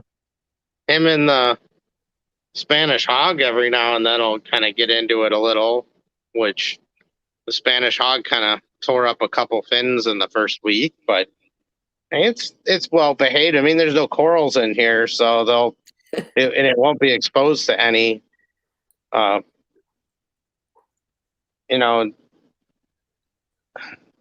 Yeah, that's the I thing we have to remember about you, because you have separate areas for all of those things so that you're not having yeah, to worry about that. Yeah. I would personally not put angels in my reef. Part of the reason that I have multi-display plans for the big tank, because I just don't want to take the risk. Yeah. I Oh, think go ahead. I was gonna say, I think what'll be more interesting is what happens when I eventually start to get more angels, more than likely when I get the big tank going. How they are with each other. Yeah, that's always fun. So Oscar suggests that you grow sugarcane because you get the benefit of reducing CO2 and you get to eat them. there you go. What gets made out of sugarcane? I guess you could have your own little sugar plant. I'm trying to think. Is it molasses that gets made out of sugarcane? Sugar. Yeah, sugar, sucrose or whatever, right? But does granulated sugar come from sugarcane? Really? I believe so. I think that after they Ooh, process it, huh. I don't know if it's all done that way anymore, but Cool. Oh, hey, O, Reefing with O. These plant questions are perfect for Be the Fountain on YouTube and Instagram. She is doing her PhD on growing plants, their nutrients, dark periods, how they flower and grow, etc. Hey, that's a good point. I've seen Be the Fountain on Greg Carroll's live streams, and that might be a great resource. I'll have to keep that one in mind. Yeah. Hey, Robert Poorman. Do coral beauties eat Aptasia? Oh, that's a good question. Maybe. Angels are the most challenging thing about angelfish, and it's pretty much all the species except for what are the ones that you like again, the genus Cindy? Genacanthus. Genacanthus. Yeah. I mean, any of the larger species and a lot of those dwarfs, it's a 50-50 shot on whether or not they bother things. Mm. And sometimes they really, you might never see it. And that was the real reason that I just stopped. Just friends that have coral farms are like, yeah, they look well behaved, but it's what are they doing when you're not looking at the tank, the other 80% of the day while you're at work. And I mean, if you got enough corals and stuff, like you got some massively overgrown system where, maybe you're getting those leather jackets and stuff where it's like they're coral obligates. I mean, yeah, you could do it, but I just would prefer not to take that risk. So you just never know. And with the Yeah. captive bred ones, I think it's going to be even more interesting to see how those do long term. Just because they grow up on pellets, angels like to taste. So Yeah. I'll say Interesting. this ReefGrrl came from a tank that had Manjanos and Aptasia in it, and it was not eating them. At least not a lot of them. I mean, there's still a handful in here, which I see I have to go in and do another round with Aptasia X here. Yeah, I've been watching my pygmy angel like a hawk to see if it's been nipping at anything, because I recently put acros in, in my tank and was worried about the polyps. But it seems to be doing fine. I'm not really bothering them that much. But I'm trying to keep them well fed. Yeah, and it's you just never know. That's the challenge with them, and that's why I'm like, you know what, just put them in a separate tank. And I'll say this much: even though I had Aptasias in my last tank, and I got them in this tank, when I had my old system going, there was not a single Aptasia ever in my big fish tank. Somebody ate them. Don't know who, but somebody was eating them. Oh, Johnny Martinez says, hey guys, I walk around with CO2 and also you should try walking through fields of bamboo, LOL. Yeah, I've seen grass, like clumps of grasses that people plant as like a landscape decoration. And I've seen some bamboo there, and the stuff just gets crazy. The clumps expand outwards and you can't see through them. When you hack them down to the ground, they sprout up again. They're so dense you can't dig them out. So it's a long-term commitment if you're going to put bamboo in your landscape. My parents had bamboo in front of their house for a long time, and it got so bad that the neighbors paid to take the bamboo out, and they had a landscape company come out and like dig up. It was like 3 or 4 feet under that they had to dig in order to try and get rid of it. Yeah, that's one thing I've been reading, is that when you get it, the clumping species, even like the rhizomes that it sends out, you need to install a bamboo barrier in the ground when you plant it, or you're going to be in real trouble. Yeah. Yep. So yeah, I was reading that. Don't worry, I'm going to put them in a pot because you can do that. What? You're not going to hammer out the concrete in a trench and plant them in a trench in your basement? Cindy, you haven't met my wife before. One day when you do, you'll learn why I cannot do that. There are limitations to what she'll allow. Not carte blanche for the basement, right? So, on the plus side, though, I mean, things are doing pretty good. I did a 200-gallon water change this week, and in part to just see if I can knock my alkalinity down a little bit, which looks like it did just a little. Mm-hmm. So that was good. Yeah. So. And how was Aquashella? It was pretty good. I just bought 8 corals, and then the manufacturer for the platinum DC pumps was over there. Ah, yes. I saw you put that on Insta. Cool. Well, so I've been interested in these because I saw Jake Adams had something on them, and it was a new style of pump. It's got a decent price point. And the big thing I liked is that it has a wave maker on it. Okay. It has a built-in wave maker with this. So are these meant to be circulation pumps? They're not meant to be return pumps. They're circulation pumps, right? No, they're return pumps. Really? Mm-hmm. Cool. Yeah, they'll do constant. They'll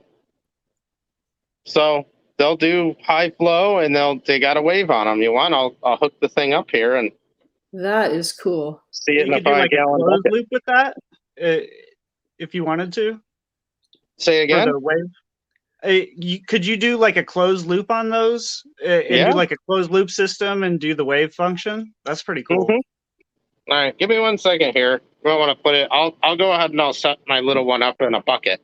Okay, I'll put Garrett up full screen, and Garrett, you can. I'll tell you when I'm ready. Okay. So the massive sinularia, and you were saying, Garrett, you have to take the one on the right out. Yeah, it's just getting really close.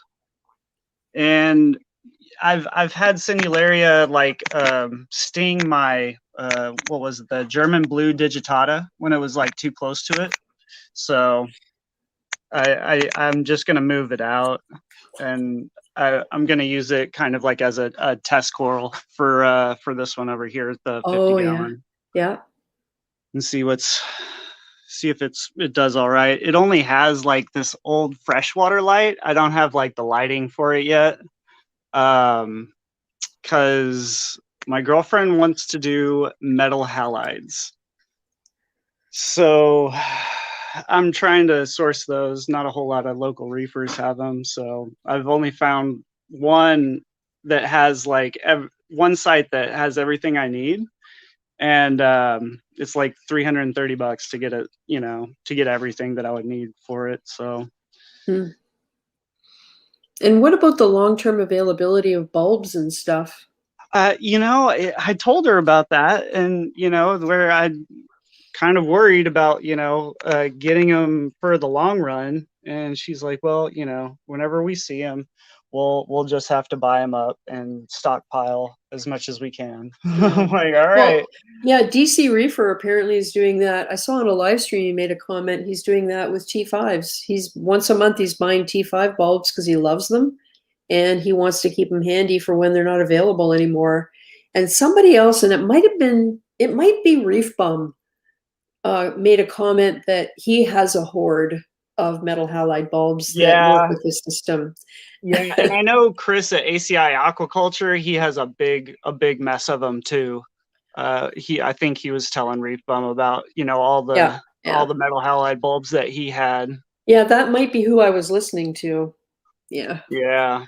Oh, hey, Acro Breeder. What's good, nerds? I got to tell you what Camaro Kids said. Limits to what you will allow, says the guy with 7,000 gallons of water in the house. That's hilarious. Yep. Oh, yeah. But I mean, I feel pretty good with what my husband puts up with what I want to do. And that's only 600 gallons. But yeah, I'm lucky I got this much, Hey, Garrett, Murphy's Aquatics. I don't know if you can see the comments, but he says Premium Aquatics has the twin arc metal halide from Reef Bright.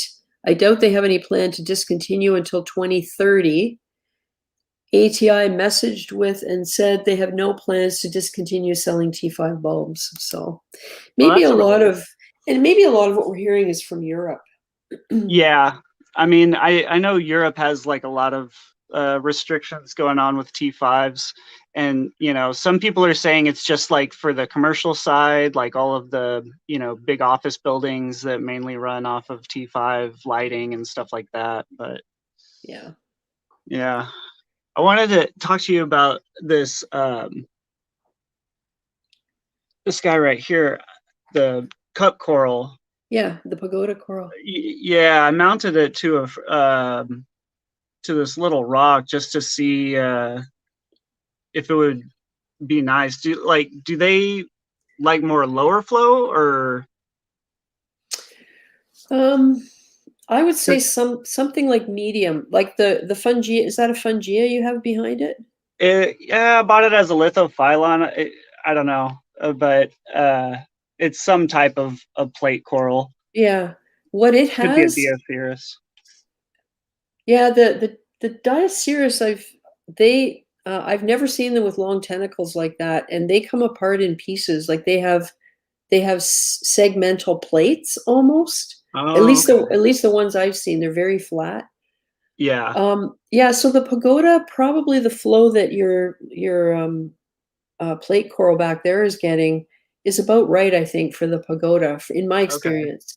Mine, the polyps on it get to be an inch long. Oh, wow. And they always have been in flow that moves them. Okay. So it's not just like very slight movement. It's like flow that actually makes them sway. And yeah. Because they were in kind of like a higher flow and their polyps were a little retracted. So I don't know if maybe they were getting too much light or too much flow. I wasn't quite sure. Yeah. Once the thing gets happy, it'll settle right in. Yeah. Like that looks like a good spot for it to me. I think it will be because it's getting some of the flow coming down here Yeah. from the backside. So Yeah. I think that'll be all right. It's looking good. Thanks. Yeah. You got rid of all your algae and all that was going on? Yeah. It's looking good. Thanks. Yeah, there's still some bubble algae in here, but it's kind of just going away. It's crazy. Like it's like turning silver and then white and then just kind of like falling off. So, but Well, that sounds like what happens to it. When I put hydrogen peroxide on it, that's what happens to it. If I have a piece I can remove from the water, that's generally what I do. I get as much off as possible, and then I spray it with hydrogen peroxide and then put it back in. And over the course of a few days, it just kind of turns silvery white and just disappears. yeah. Yeah, but things are doing pretty good. This acro's still alive from Lone Reef Nerd. It's Yay! polyps are out. Yeah, very happy about that. Yep. It's funny, eh? How that feels. It's like you just put it in and you just hope that it does okay. You don't feel as if you have. Die. I know. Don't die. You feel so helpless. It's like, oh my God, is it going to live? Yeah. Oh, and then Alex, I kind of had a question for you. Yeah. Do you know what this type of coral is? I bought it. It was called a chain reaction coral. Chain reaction coral. Yeah, and it's because when you touch it like this, woo, okay, it goes all white. Do the polyps start pulsing? They don't pulse really. Or start opening, closing like Xenia? No, they just kind of stay open. Okay. It kind of looks like a pulsing Sinularia, but it's not really pulsing, and it's kind of the growth pattern is kind of like a devil's hand, but not really. It's not really growing up so much as it's growing like out on the rock. That's different. Does it have the texture of like a green Sinularia, or? It does, like, it's pretty close to this, but the polyps are a little bit closer together, it seems. So I don't know. Yeah, looks different too. It looks like it's really light. Yeah, and like when the polyps all come out, it's like the super purple. That is really neat. And so did this come in did you get this as a frag? Have you ever tried to cut a piece off and see how it propagates? I haven't. It kind of came to me like on a frag plug, and then I just snipped the bottom off the frag plug and put it onto this rock, and it's just kind of growing out like this. That is really cool. But yeah, you can see the polyps are starting to pop back up a little bit. I think if I put it into higher flow, the polyps might come out a little bit quicker, but That's very interesting, that's for sure. Yeah. Well, that's what I got it. It was, on a live sale, and I was just, he did that, and I was like, wow, that's really cool. I want that. And it's a leather, and it looks nice. So.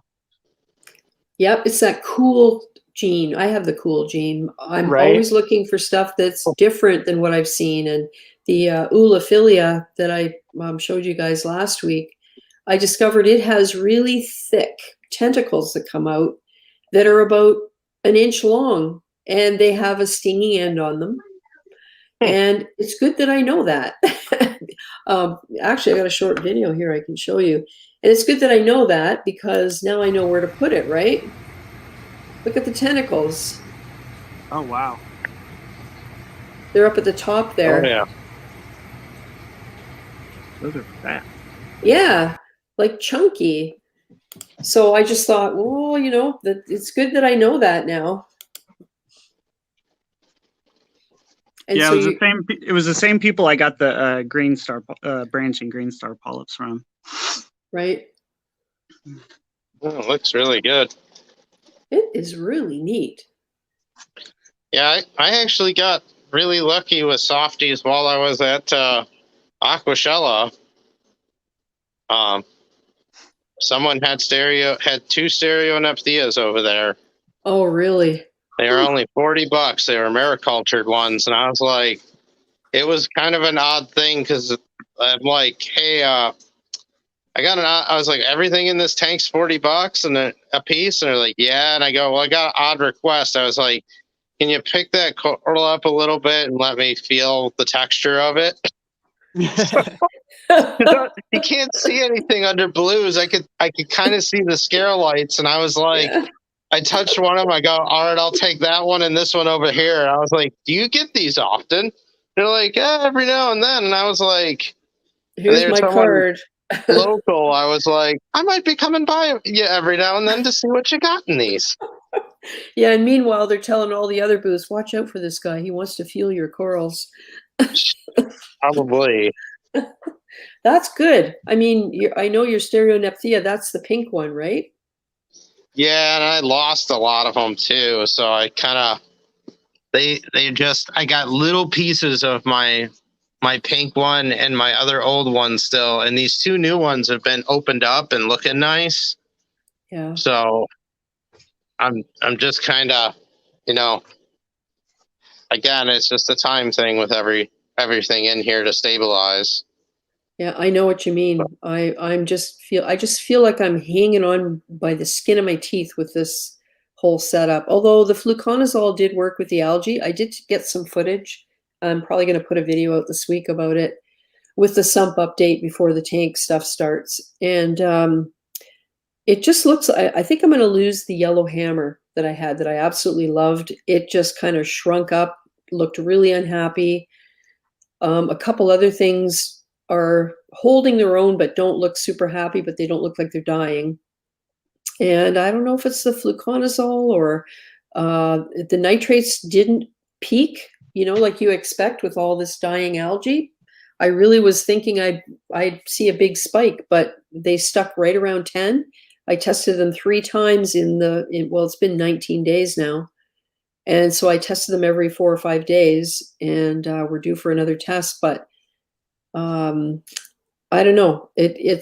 I know how that feels. You just don't know when things are going to settle down and turn the corner, right? Yeah. Ooh, macroalgae. Mm-hmm.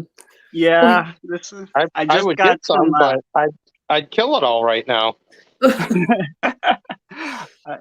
Yeah, I just got some dragon's breath for this one, so I'm pretty stoked about that. I traded some of my sea grape winery Yeah, for what is it. it? Looks like Rasmosa.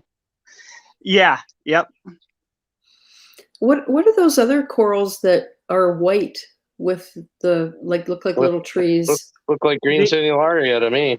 Yeah, this is part of my kind of grow out, I guess. Oh, those ones too, the bigger, chunkier ones? Yeah, I took them from the nursery because they were all healed onto the rocks or whatever, and so I put them in here to get some more flow, so that they could grow out a little bit more.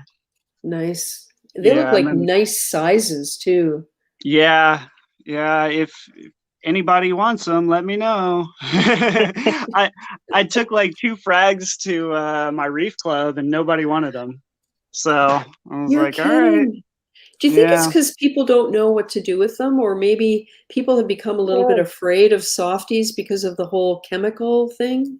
The guy I traded with definitely was. He was like, no, I don't want any of those. They're toxic. I'm like, I didn't want to argue with him or anything, but I was like, okay, yeah, that's fine. Yeah, I think that gets a little overblown sometimes. Well, I think it does too, and like I think people have some experiences with them, and like other stuff was going on for their tanks, and they just have something to blame it on. So and technically, like Calerpa and other macroalgae emit toxins too. Yeah. So I think it's it comes down to husbandry. You know, you Yeah. add the carbon, you acknowledge the fact that you need to do something to absorb the toxins, so you throw some carbon in. Mm-hmm. Yeah. So that's interesting. I got this Yeah. pump bucket. Yeah, you guys want to see it now? Okay. You, Oh, you'll hey, love my. Garrett, I wanted to say, oh my God, are your tanks ever clean? The Oh, thanks. macroalgae tank and the other nursery tank, they look beautiful, pristine. Thank you. Yeah, I did a big overhaul of the macroalgae tank, and it used to be like bare bottom, and a lot of the sea grapes I got out of this tank because I was doing the fluconazole, and I didn't want to kill all of it, and so I put it into that tank, and so yeah, I kind of had to do an overhaul and move everything around.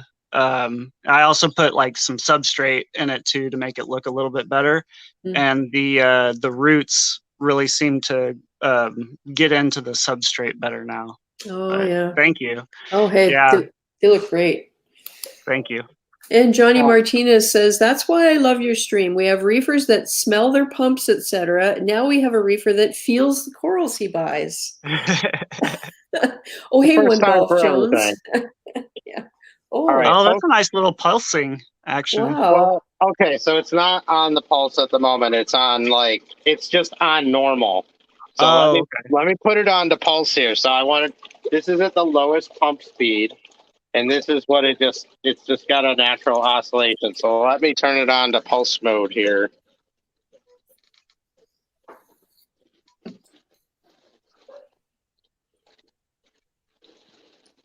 Oh, boy. Oh, okay.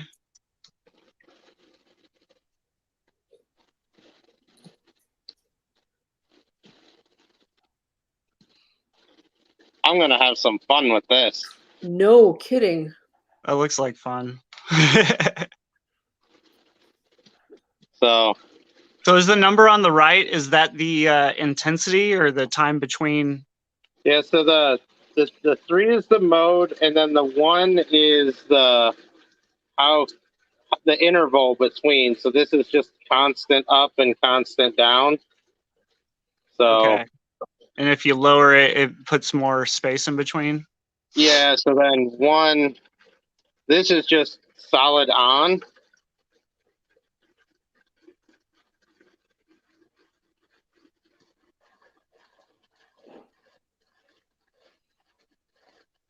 Which, all right, hold up there. I'm getting a little too rowdy here. Our little fountain out front does exactly that. It's a pump with no controls on it, but when it's sitting in the water, depending on how deep the water is above it, it will look like it's pulsing, but it actually isn't. It's just the way the water is flowing around it. Yeah, so it's not a bad little pump though. We'll see how it holds up long term. And who's the manufacturer of that? They're called Platinum Blue or Platinum DC Blue. Oh, cool. So there's just one place in the U.S. that's selling them. That's the manufacturer. That's like 7ports.com. Oh, yeah. But they're like affiliate of some other, basically like a freshwater aquascaping company. So Oh, I see. Platinum pumps, and it's got a 5-year warranty. Wow. yeah, so I mean, they had a 30% off coupon, so I could not pass it up. I wanted to try them because I wanted the waiver. I wanted a powerful DC motor. I mean, this is 85 watts and 2,100 gallons per hour. Mm-hmm. But I'm not gonna use this as a return pump, so it will have another darker DIY purpose eventually to see if I can do something else with it. I have a feeling I know what you're thinking of. Yeah. Oh, you know where I'm going, Cindy. Yeah. Oh, yeah. Indeed. Well, Did hey I- guys, I gotta go. It was good coming on. Thanks for having me. Oh, I'm glad you Yeah, could make it great in seeing tonight, ya. Garrett. It's always good to see what you got going on there. And that goes for anybody. If you want to come in and show us your tanks, or even if you're in the middle of a project or anything like that, don't be shy. And even past guests, if you think that people have seen it all, we haven't. We like to see it again, over and over, in fact, right?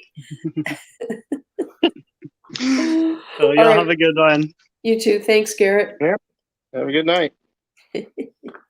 So That is really cool. Yeah. yeah, might have to remove some parts and add some new ones on here to see what we can do. Yeah. So, but no, seems like a cool little pump so far. So And so I- price point wise, I mean, or where do they fit in the spectrum of JBO through to a Biz? they're kind of in the middle of Jabo and like a Vortec, I want to say. Okay. So Yeah. I want to say the smaller one was like 215 Mhm. for 2,100 gallons per hour, and then the other one here is like 3,100, 3,170, and I want to say this one was originally like 250. Man, that's So okay. If that has a pulsing Hold on. capability, that's And a pretty that's attractive price. hold on, let me go look at the invoice. I got it here because that I was interested after I saw Jake Adams had a thing on them, and then let me make sure I got my prices right here. So yeah, the 3,200 was 254, Mhm. and then the 2,100 was 214, but I had 30% off on both. Wow. And So both of them both have the wave pumps, capability. both pumps with shipping was only like $328. Oh my God. You can't even get one of some types of well-known pumps for that. I Honestly. I figured it was worth a shot. I mean, Mhm. when you open it up, obviously it is manufactured overseas because you could see the labeling that comes in here with it. Just like everything else. Yeah. But hey, the thing was packaged nice. They had, they got hose barb fittings in here, Hmm. couple sizes, Yeah. and I don't know all what's in here. I think it looks like some zip tie cords for cord mounting Hmm. and some I like Velcro. I like packaging where you can put it back in the box and have everything in its place. If you stop using it or don't need it or whatever, you clean it up and you can actually pack it neatly back in the box and everything looks good, just like new. Put it away, and when you get it out again, it's all good to go. I really don't like stuff that's not packaged so that, like, so you put everything back and you're squishing the cords down on one side because they can't quite fit and all that kind of thing. Yeah. Yeah, so I'm, I can only say, I mean, so far I Yeah. opened up the boxes. I haven't run this one yet, and I just put this one in here, and this is the second time I've tested it in the bucket, and Mhm. um, it's very intriguing. It's pretty small. I mean, this is 80 up to max at 85 watts. Yeah. So, I mean, it's a chunk. It's still a chunky little thing, but Has it got a good heft to it, like a good weight? it's decent. Yeah, it's Yeah. got some pretty good heft to it. And that I haven't taken it apart yet, and that's going to be the next thing I do. Like I could see the ceramic shaft in there. So, Mhm. obviously, for what I plan to do with it, I need to be able to take part of it off. So, Yeah. and then one of them. So this little one I'm probably going to experiment with. The big one, I'm probably going to put it into my water change system Oh. because I need a pump that'll pump water out of here Mhm. and get it to the sewer line, which I have started that. So this line right here, it Yeah. comes across, and then it goes over, and then it goes up, and then it goes over, and then it goes over to here, So And then 900 feet of head pressure would work. Well, so I got to be able to pump out, but then I also want to make it so that I could pump. I have a return that goes out and pumps to the other tank so that I circulate for when I mix salts and heat. Yeah. And then I'm also thinking I'm going to add like a suction line to it so that I could kind of, because with these tanks, I mean, well, you can see already there's a lot of detritus in here. Yeah. It collects real fast. Yeah. And that's okay. Yep. What I want to be able to do though is when I do a water change, I want to be able to kind of hose it out, spray it out, and then try to vacuum it out a little bit too. Yeah. So we'll see how it works with the pump. If it doesn't, I might go the route of like just I have a Python attachment already, so I might just get some vinyl hose and or some PVC and make a vacuum out of that, because Yeah. that doesn't that's just using house water pressure and it'll go. Yeah. I have the CG Ultra Zero, and it takes water out down to 2 millimeters. I was looking at that while I was over there.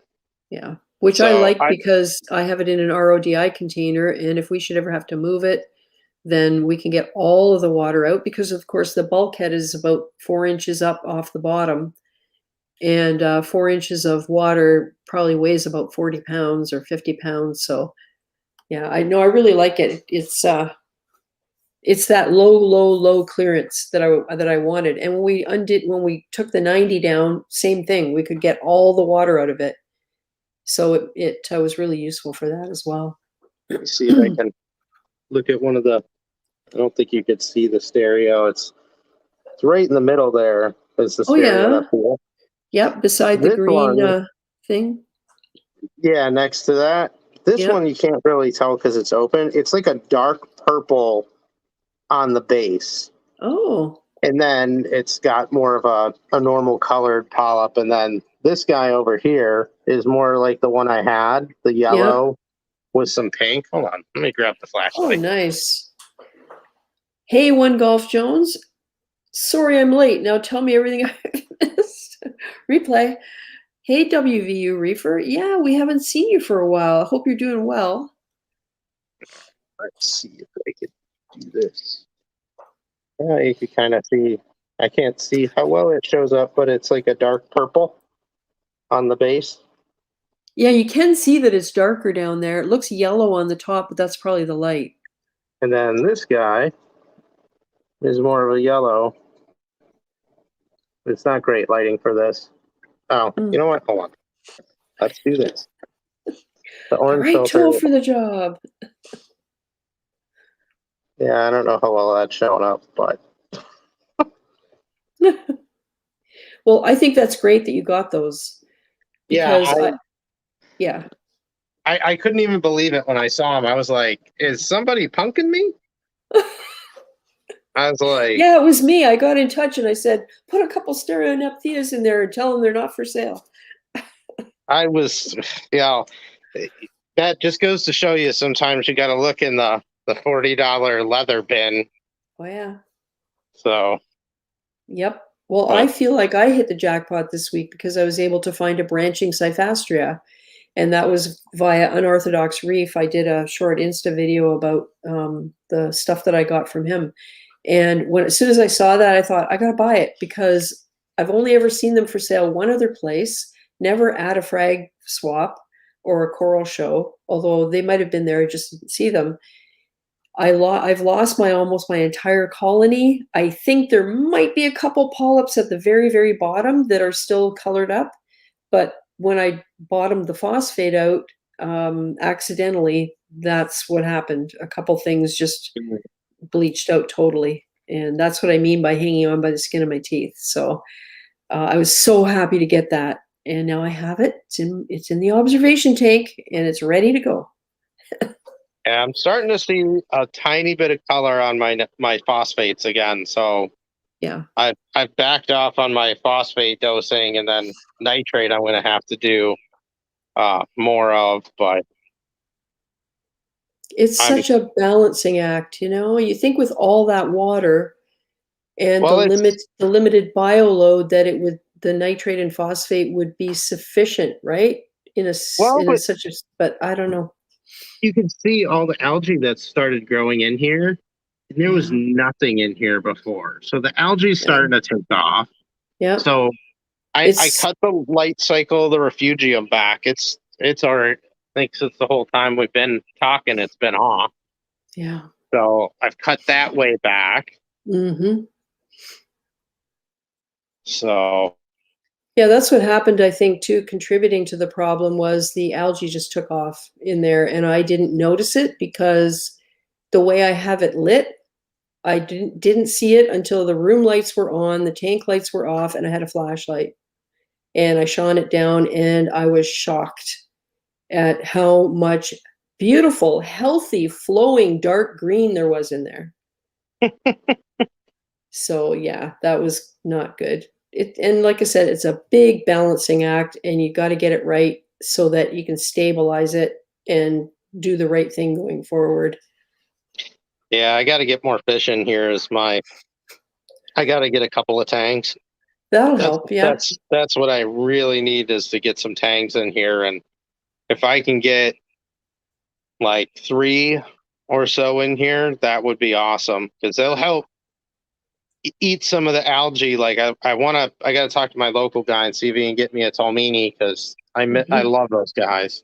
Yep, I have one, So and he's fat. Oh, good night, B Speak. Thanks for coming by.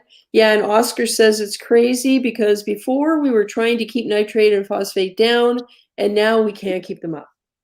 Yeah, and that speaks to the cycle of maturity of a reef tank, really, when you think of the stages that it goes through. yeah, it's a lot of, everything for the most part. I mean, the stuff that's still not fully colored up and everything, and is still looking a little sad, I know it's just, it takes time when Mhm.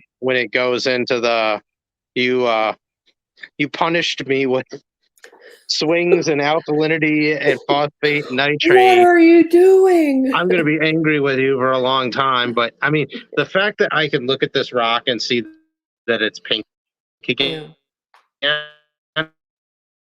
and the color is, oh, it's so nice.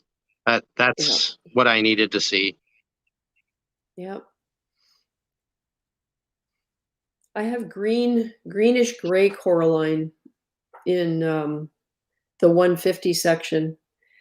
And part of me is wondering whether there's something in the plastic that the Rubbermaid totes are made of that kind of fosters that stuff. I have pink coralline as well, but I've also got a lot of green growing on the actual surface. It's kind of a dull olive green color. And I'm pretty sure it's coralline. It has the same characteristics other than the color. Yeah, I'm sure it is. I mean, sometimes coraline's kind of funky that way. Like it Hmm. always seems like certain varieties take over in certain areas. Like the normal pink stuff I got, but then I got some of the reds Yep. in here, I and then have the red other, in the observation tank. Yep. and then yeah, this one's got a mix of the red and the pink, and then my other tank, there's one piece that's got some plating on it, which I wish it would take off, Oh, but yeah. it never seems to be able to compete. Mhm. So Yeah, I wonder if the structure requires a different set of characteristics to maintain itself. So if you have a lot of coralline and it's grabbing all of the alkalinity, calcium, magnesium, if the other types that need more, they grow slower just because of that availability. And like you said, the competition for it. yeah, I'm just happy things are looking, they're in the positive direction. Yeah. So Yep. Every time we see it there's more color. well, and like my the heck is it, the St. Martin mushroom, this thing's Yeah. done a 180 since I've gotten it. This is closer to how it looked when I was leaving my old house. Yeah. So Cool. Yeah, and WVU Reefer says tangs, urchins, cucumbers, hermits got my algae and nutrients under control. Definitely. I That'll can't do do it. urchins in this one, but I'm a little worried that they chew through the pond line. That'd be a good experiment. Set up another tank separately and just see what happens. Then you can report once and for all. Yeah, and the other I thing, just don't want producer to Reef, make that experiment. do it inside a bathtub. Producer Reef says, and I bet he's right. Test kits are more accurate. When we used to test, 0 wasn't 0. So now Yeah. we are micromanaging every parameter, which to me is feeding to lower numbers. Yeah, you know what? You could be right. Because the other thing is, it's one thing to read the number. It's another thing to be able to manage the actions that you have to take to change that number to the degree you want to change it without going too fast in one direction or in the other direction or doing the wrong combination of things. You know, it's like I've always said about the ICP test. It's fine to have the information. We need to learn how to interpret what that is and then what action, if any, to take to get things back in balance. So I guess that's why the Triton method did what it did, which was basically, here's your results, here's what you need to do specifically. Yeah, and well, when I look at phosphate, and it's like when I do the test now, like I can see a tinge of blue, and I think I'm around 0.03, and I just look at it and I go, Yeah. I probably should actually get a Hannah checker at some point. I'm just Yeah. I really as do. you can see, I'm a Salifert guy, so Yeah, I like the Hannah ultra low phosphate.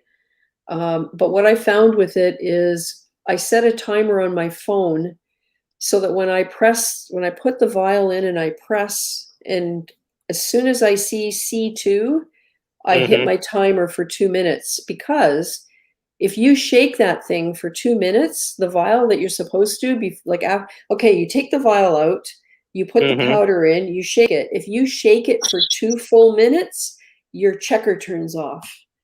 It used to drive me nuts. So now I put a timer on my phone, and the minute I see C2, I hit the timer, take the vial out, put the powder in, shake it, and then after the timer ends, I might shake it for another 10 or 12 seconds, and then I roll it on a piece of Kleenex or something to get any bubbles out, and then I put it in, close it, hold the button down, and the 3-minute countdown starts.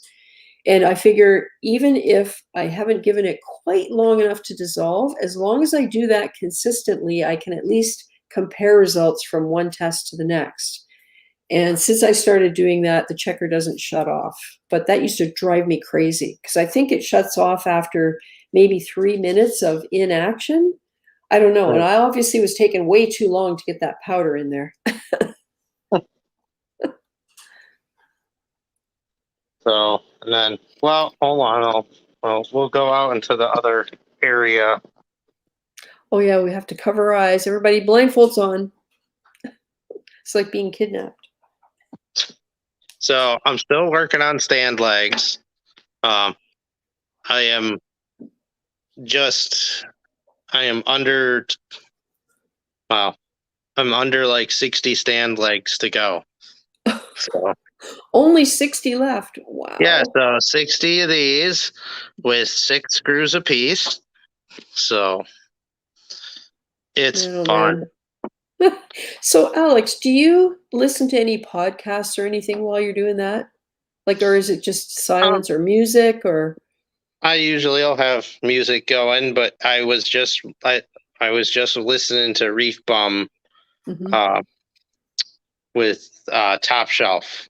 Oh yeah. On the other day, and that was a really intriguing talk for sure, because I mean they got a ultra giant facility, and just hearing the different methods from all these different folks and having those, I like his method of he has some real serious questions of how you doing things and things you like and don't like, and it's always interesting to hear those different methods. Yeah, I totally agree. I really enjoy listening to his interviews because the stuff you learn just from little throwaway comments about something somebody does, and he'll follow up on that, and they're really, really valuable. And so I do listen to them usually when I'm cleaning up the kitchen, so that if I want to pause and rewind and listen to something again, I can. If I'm doing tank maintenance, it's a little harder because then you got to dry your hands or whatever. So, but no, I agree. I'm gonna have to listen to that top shelf one. I haven't listened to it yet.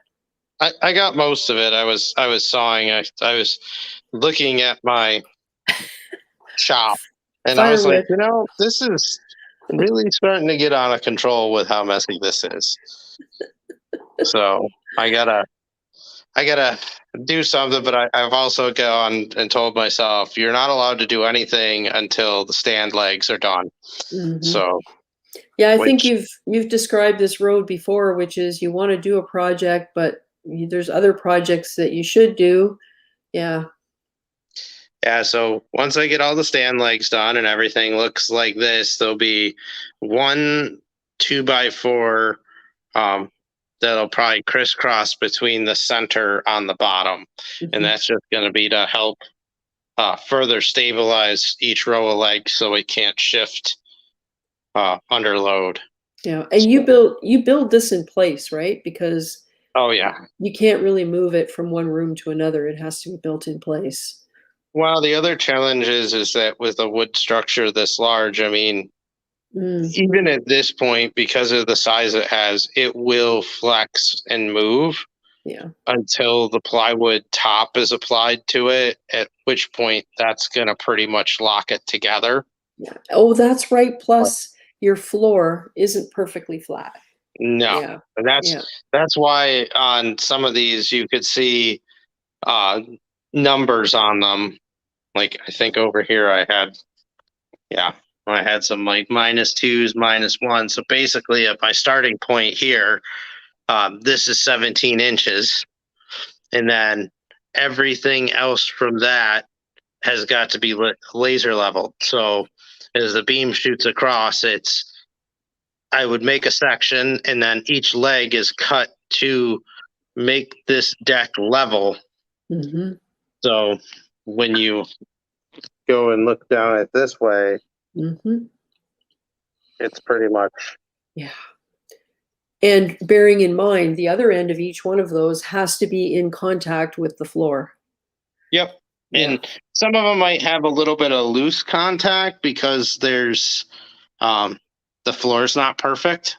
Yeah. So that'll be a step I'll take too, is that I don't think anything has had a big enough gap to actually require a shim. Mm-hmm.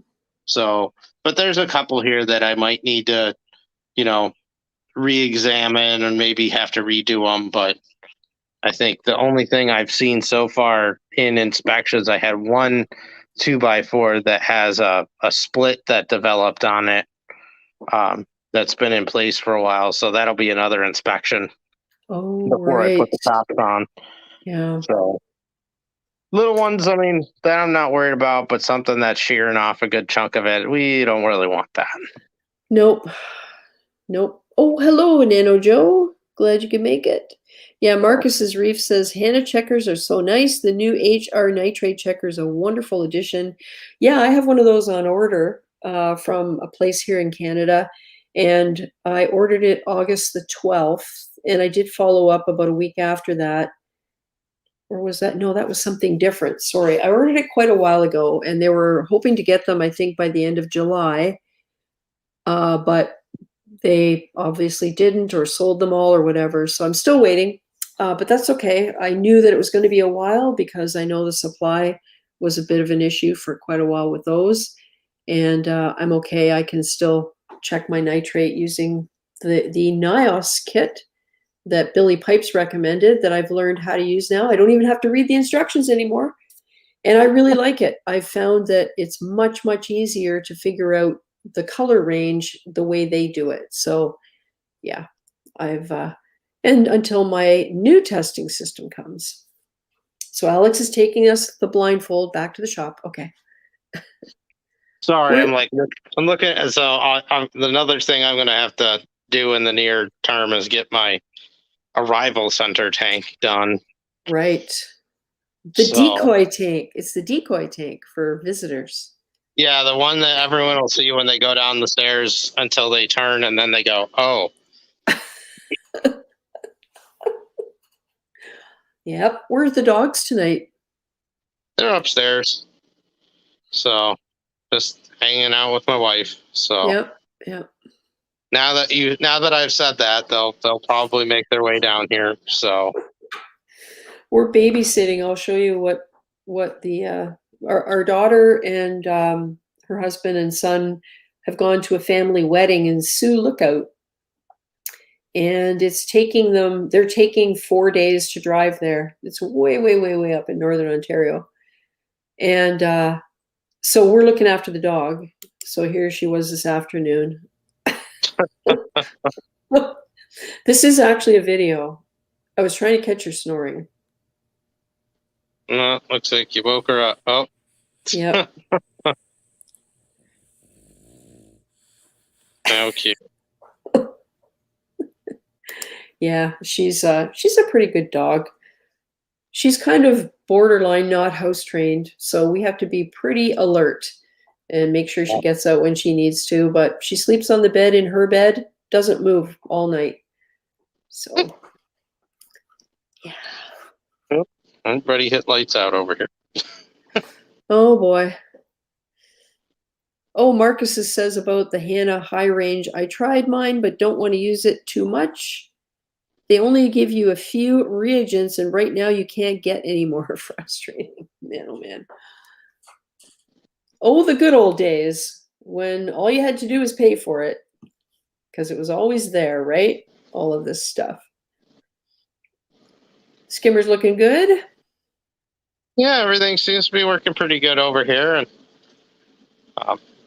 I can't complain. So, Yep. outside air draw is still working okay. Yeah. Well, when I ever get a chance to come and visit, I want a selfie with that skimmer.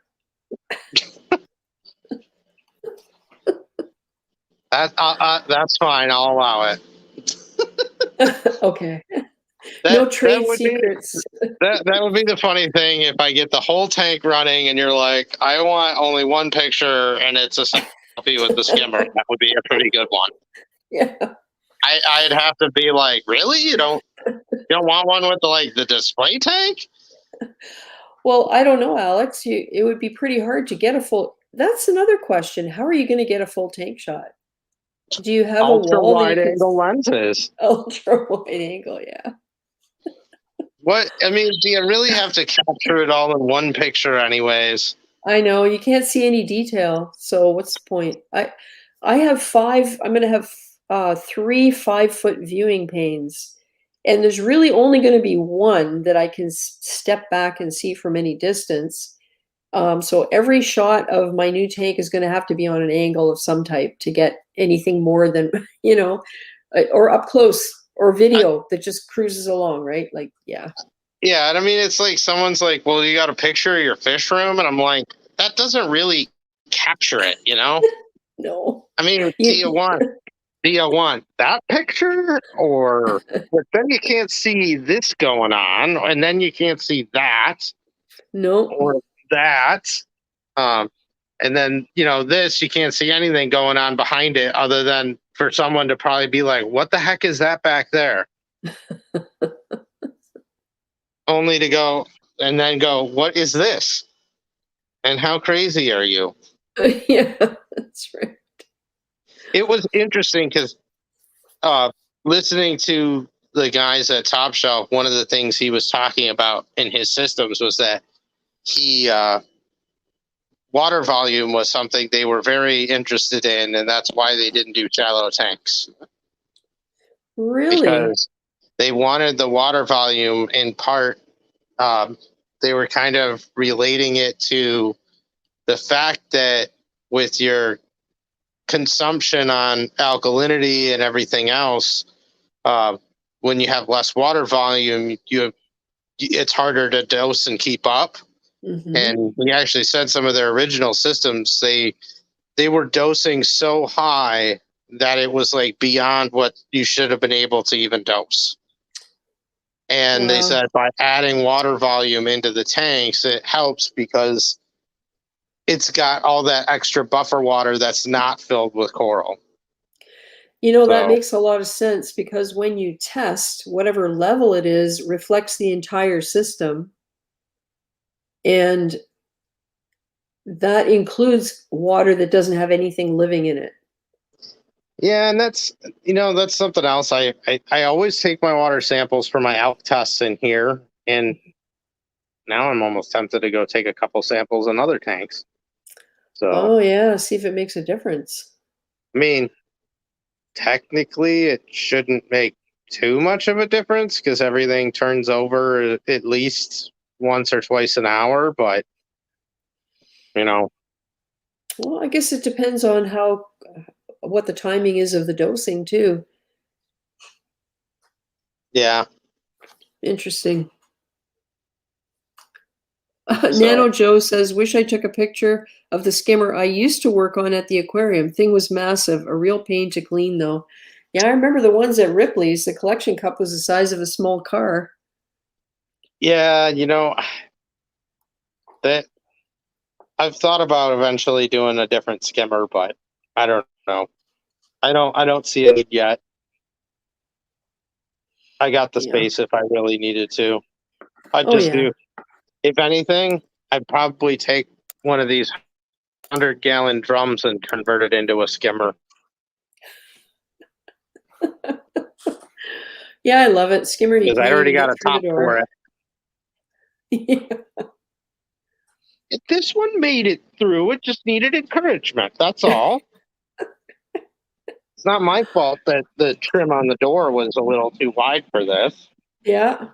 Well, when So, I get mine, the stand is in two pieces that theoretically should be 33 inches front to back.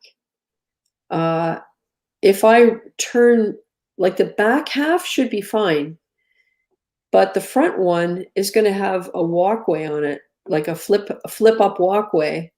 So I'm hoping that that thing is at least flush or maybe recessed so that it doesn't add extra width beyond the 33 inches, because we got 33 and a half inches between between the door jambs.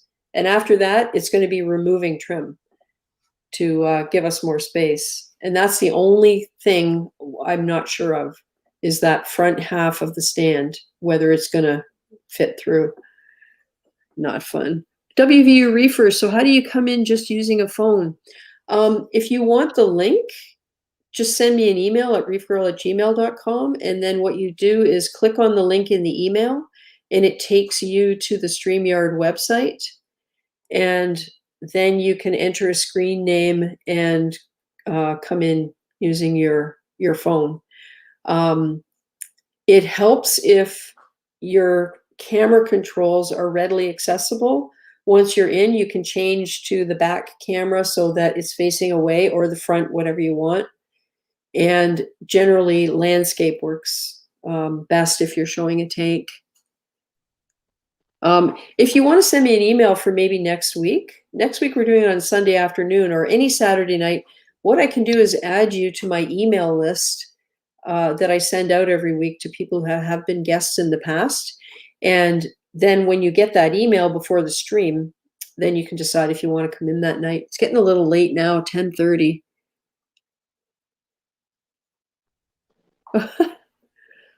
So I don't know if that helps. Nano Joe, I enjoy watching skimmers. I think it's fun watching the foam pull stuff out. Yeah, it is. Yeah.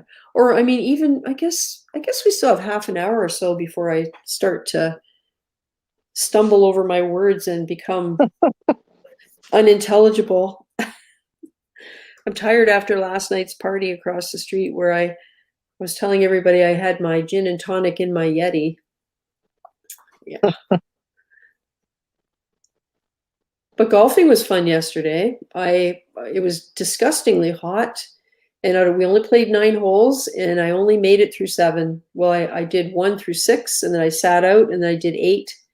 and I sat out because my heart started really pounding.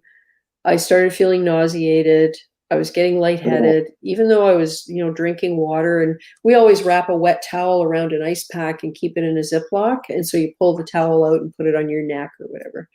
And that helped for short periods of time, but it was well over 30 degrees yesterday. It was really, really difficult. And I haven't golfed in 3 years. So I was quite happy I could actually close my hand and keep the club from flying through the air. So, usually I can't close this hand very well because of arthritis, but we made it through.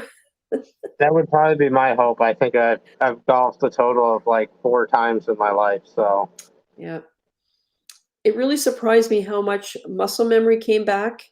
When you're in awkward positions, if there's a really steep slope and the ball's below your feet, where to stand, how to do it. I didn't even have to think about that. I just stepped up and did it. But I just had no stamina because I can't handle the heat. So anyway, we'll go again when the weather's better. And yeah. OWVU was asking for future reference. I have a room full of giggly 6-year-old girls right now.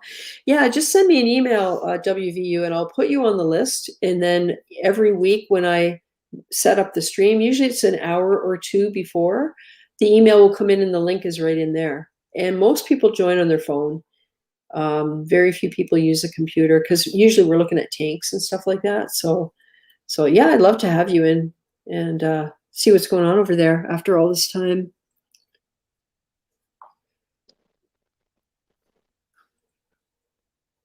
Yep, Calypso's to have a stable tank, it starts with creating a good maintenance schedule. Oh yeah. Something I need to do more of. Are these more of those St. Thomas mushrooms? no, these are just Redactus. Wow, that color is like electric.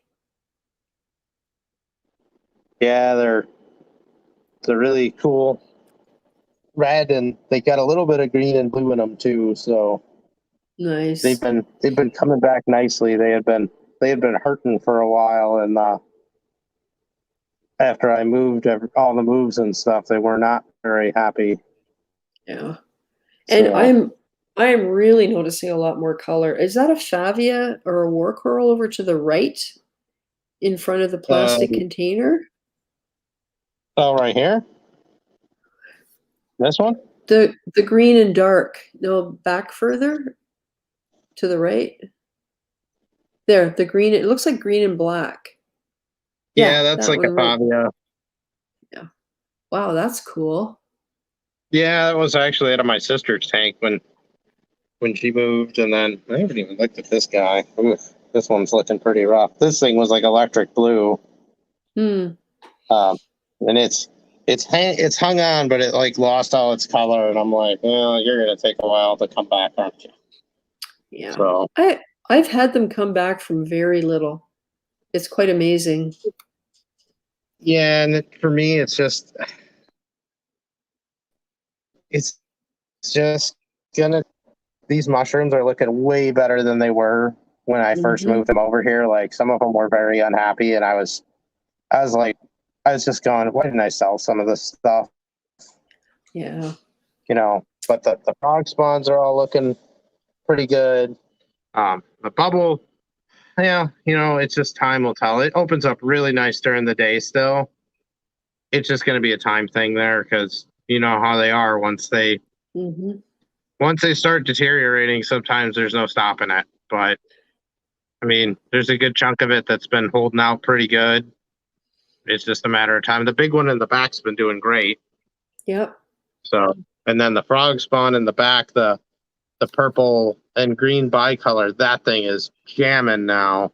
It was looking pretty sad for a while. It's come back real good. The hammers back there, a few of them weren't looking good. They're all jamming good. The coral is just pale, and I'm just hoping it colors up as I continue to get phosphates, nitrates back under control. So well, it looks like the polyps are out anyway. Yeah, no, it's been extended and looking nice. It just, it lost a little color, and I just I'm gonna have to continue to do more to kick my nutrient levels up, and get Mhm. said, hopefully adding some fish and Yeah. continuing dosing here will help jump that to the level it needs to be. The anemone's been looking better. It's getting some color back to it. Hmm. So It's amazing, isn't it, how we have all this stuff, and I can't even guess how many pieces of coral you have in there. I tried to count mine once, and I think it's around 120. And it's amazing to me how I remember every single one. And I can look at every single one and remember what it looked like the last time I looked at it. And I don't know if that's like a personal characteristic of people who are detail oriented, or if it just is that I'm just so into it. It's like having plants in your garden and you know every single plant and what it needs. You know what I mean? But yeah, I mean, I always look at it as like I notice things. Like mhm. there's a visual picture in my head of this tank when I look at it, and it's like if the picture changes, I kind of go, why is the picture changed? Yeah. So, but yeah, some things are, they're just going to take some time. I think the only casualty of coral I've had as of late was just that red dragon while I was on Mhm. vacation, and I still don't understand exactly what happened there because it just suddenly bleached out. But Hmm. I I don't know. Hmm. Yeah. I haven't killed these acros yet though, so that's a good thing.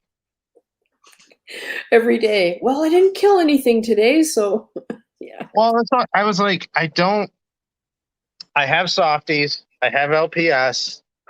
Yeah. Uh, a couple of the softies. Like, there's still one tiny little nub of my giant xenia back there.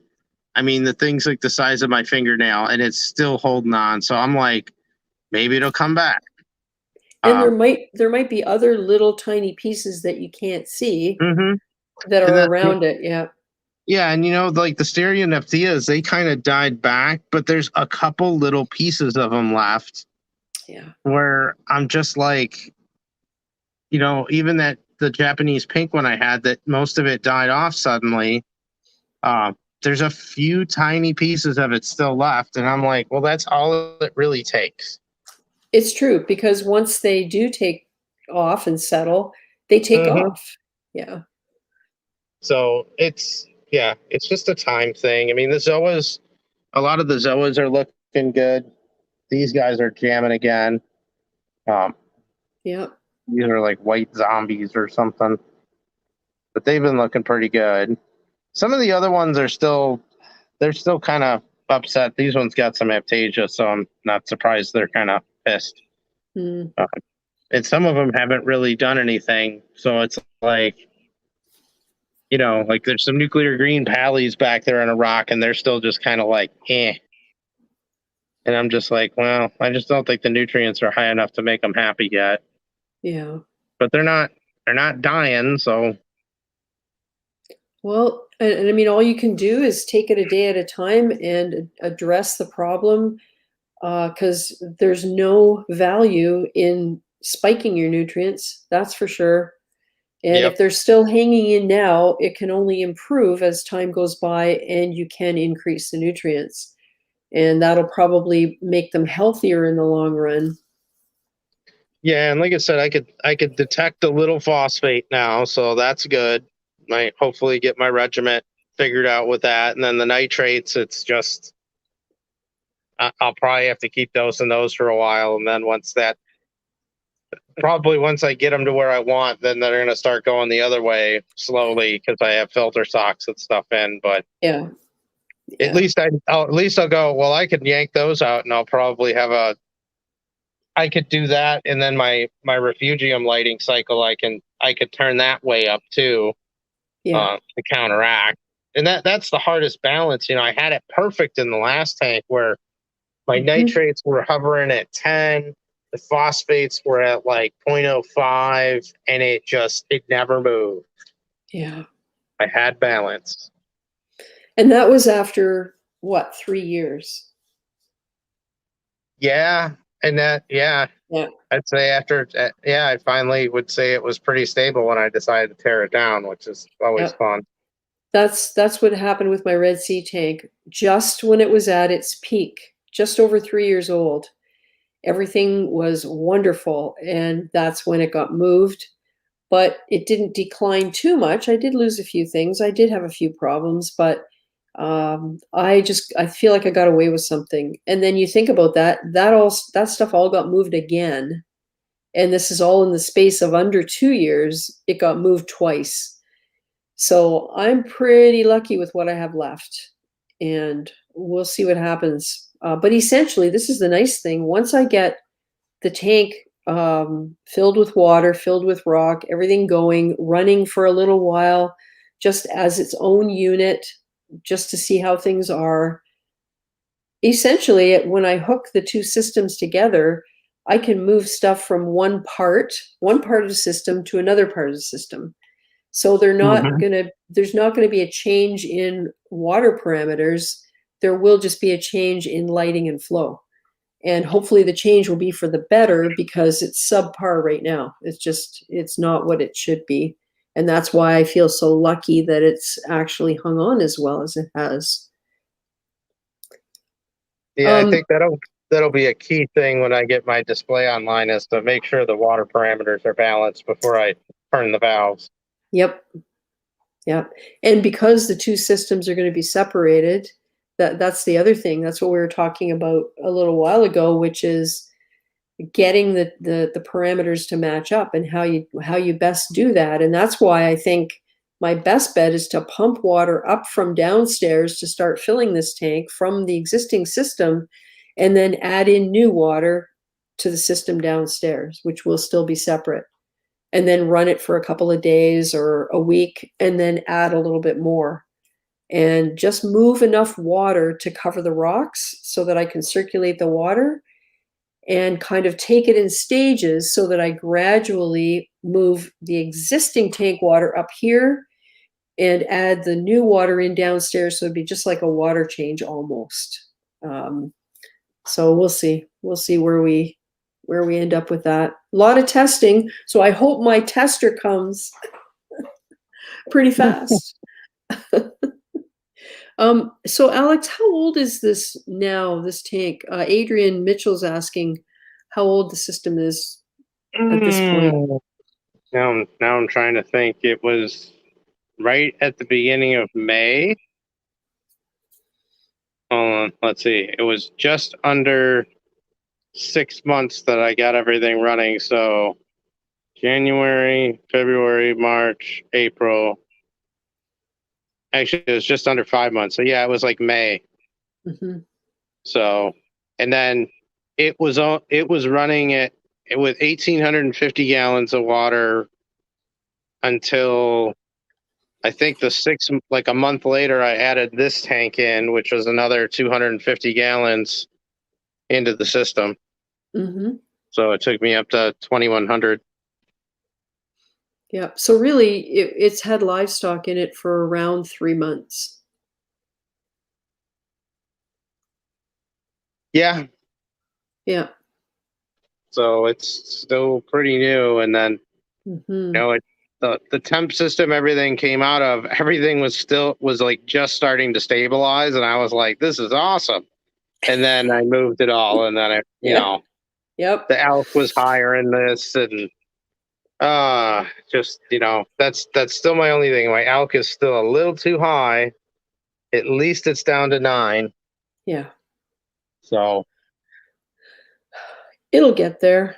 I mean, and that's because that's the other thing. All of this stuff you're seeing is starting to look happier. So, what comes with that? The growth and the uptake. And once this coralline algae keeps going, that'll start triggering it to go way up. And Yep.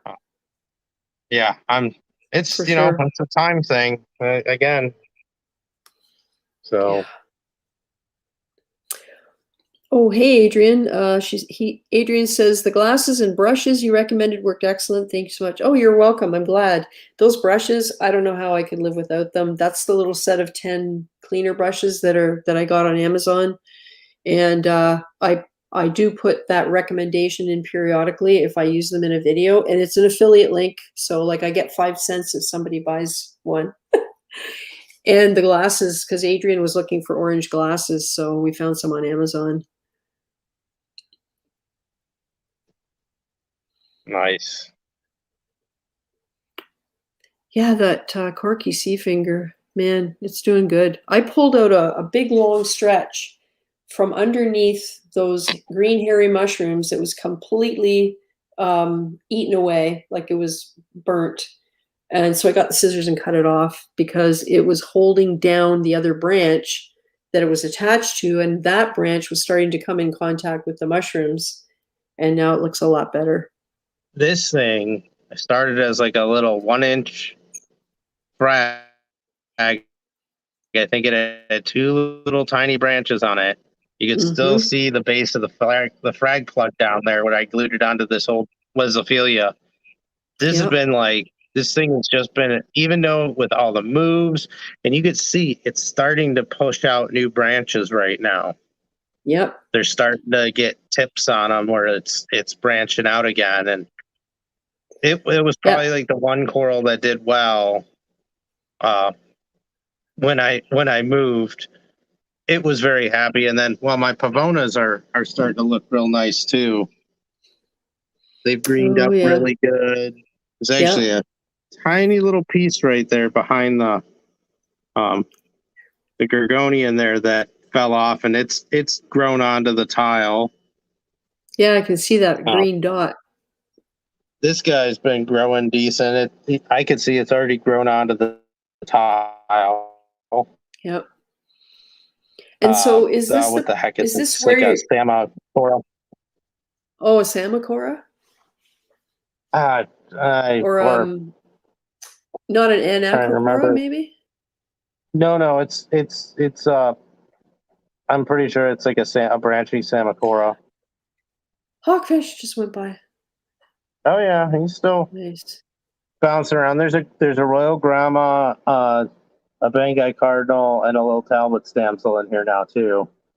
There was a second Banggai Cardinal, but I'm about 95% sure that the other one decided that it did not like that one, and they were not going to be a pair, and it got murdered. Oh dear. Because one day I looked at them and they were hanging out, and then the next day the fin was really torn up on the one, and then a few days later the other one was gone. So I was like, I don't think that worked out so well. Yeah. And are you going to leave these corals in these positions, or this is where you've got them to get them stabilized, and then they're going to at some point they're going to get moved to the display? Well, so there's a lot of considerations I got right now. So this side of the tank, I got 2 MP40s in here right now, and there might be another pump added in here too eventually. This is all going to be dedicated more to high flow corals, and I'm going to probably do something similar to what Top Shelf Aquatics has done, where I'm going to use some rock and then build some bases out of PVC, and then kind of put the corals out on those so that they're surrounded by flow. Oh, right.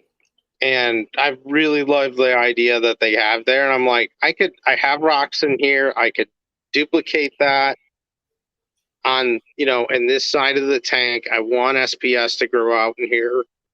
And then, so that's the plan in here. So some of this is going to get moved. Obviously, like the big shelf piece there is likely going to go to the display tank.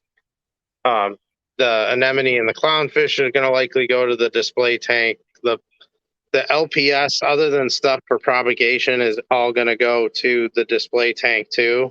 Yeah. So what I want to do is, the display tank is still quite a ways away. So what I want to do is just build this up, get it growing, get this tank jamming well, and then hopefully by the time the display tank's ready, I'll have a fair amount of corals I can move in there to start testing. Yeah. And speak of the devil, Gizmo. are you being a good boy? Hello, Gizmo. Did you have your nails chopped today? Yes, you did. So, but Cool. yeah, so then once I start getting the main display up and everything, new corals, everything I've got so far, I've been dipping it all and inspecting it under the microscope before they went in. So there's a chance I might set up another little tank for quarantine, or I might just toss them all in the arrival tank. Because I got one spare Radion XR15 sitting around from a tank that I'm not going to use right now. So I think that's going to go over that tank.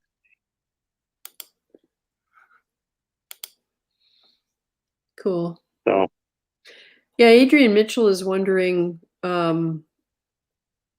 if you could talk about how you do your parameters. I noticed you had said your Salifert. You like the Salifert tests? Yep. Yeah. And the nice thing about them is they're widely available. They're not exotic in the sense that they're hard to get. Yeah. So water parameters, I usually like pH. I never really used to pay attention to it much, and I am more now. So I've run a lot of my tanks usually right around 7, 8 to like 8.1. Although I want to strive to go beyond that, but right now I'm sitting in like 7.9 to 8.0 on my pH. Temperature, I'm like 76, 77 degrees. I hold that pretty stable down here in the basement. Alkalinity, I usually like to be in like the 8.3 to 8.6, although I have toyed around going into the 9s. I'm currently at 9 and I really don't want to be there. So Yeah. because my phosphates are probably about 0.03 right now, which is good. And nitrate is probably like not even a full part per million in here yet. But normally I want to run my phosphate. I usually want it at least 0.05. And my nitrates, I usually like to have them at least 10. Yeah. I think 10 is a good number because it does give you a little bit of leeway with the phosphate. And I never really I never messed with them much in the old system because when they stabilized at 10 and they never moved, and the same with the phosphates. And because I feed, like even right now, I am feeding the living crap out of these tanks. I got pellets getting dumped in on automatic feeders. I'm feeding frozen food way beyond what I should, just to artificially bounce up the nutrients in the system. Yeah. Yeah, that's the kind of thing that happened when I first set up the sump system, to where I actually started dosing nitrate and phosphate. Because when the cycle was done, the nitrate just fell really, really low. And before I put any coral in it, I wanted to make sure that I wasn't putting them in too sterile an environment, because I was moving it from the 90-gallon that had been set up for the better part of a year, and the parameters over there were considerably different. And so I spent probably almost a month trying to get that stuff balanced out. And you're talking about a reef that wasn't in my house. I would go and I would do tests, and I would come back and I would do tests, and I would try to match them up. And it took quite a while. And I'm expecting a little bit of that when I get this tank here and filled with water and I'm ready to flip that switch. Because man, oh man, if that 300 gallons of, I'm thinking it's going to be an actual water volume of somewhere around 330. The tank is, when you calculate it, it calculates to 360 based on the dimensions, not including the overflow. And the overflow is coast to coast. It's 6 inches front to back. And we don't know how tall it is because we haven't been able to get that information in order to build our controller cabinets. So anyway, but never mind. So that volume of water compared to the 265 that's existing and established, I mean, that's more than double, obviously. So, well, it's that much again. So the two have to be pretty close, or I'm really risking a crash. And Yeah. that's a concern after all the time and effort and heartache and problems I've had. The last thing I want to do is crash the thing because I'm not being careful enough. And that's one of the reasons I want to use that tank water to put up in this tank to kind of blend it so that it runs for a while with blended water before I actually join them together. So we'll see. Yeah, no, and I think the only other, and I didn't talk about mag. I like to keep it at 1350 and calcium 4 to 450 ideally. Yeah. Although I'll admit I really don't look at my calcium level often.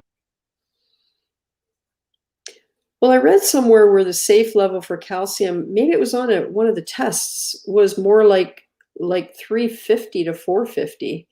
And I'm thinking, okay, but you get a little panicky if your calcium comes in at 370.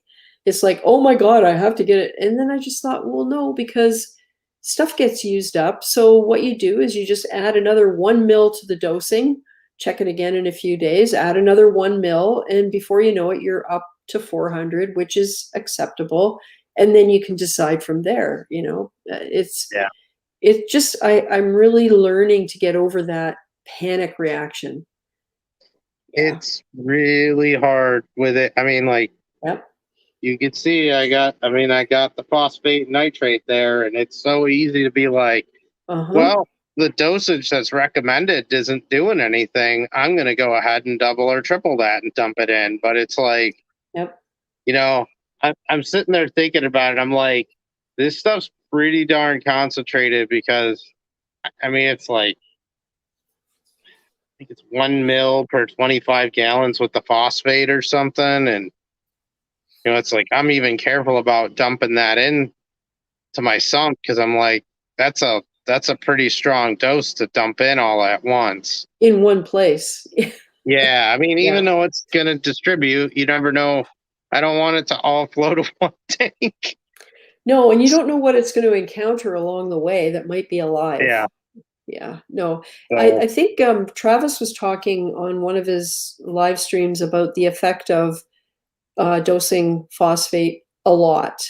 And he essentially, I think, did what you were describing, which was he lost track of it a little bit, which didn't apply to you, but he lost track of what he was doing. He wasn't testing. He was busy.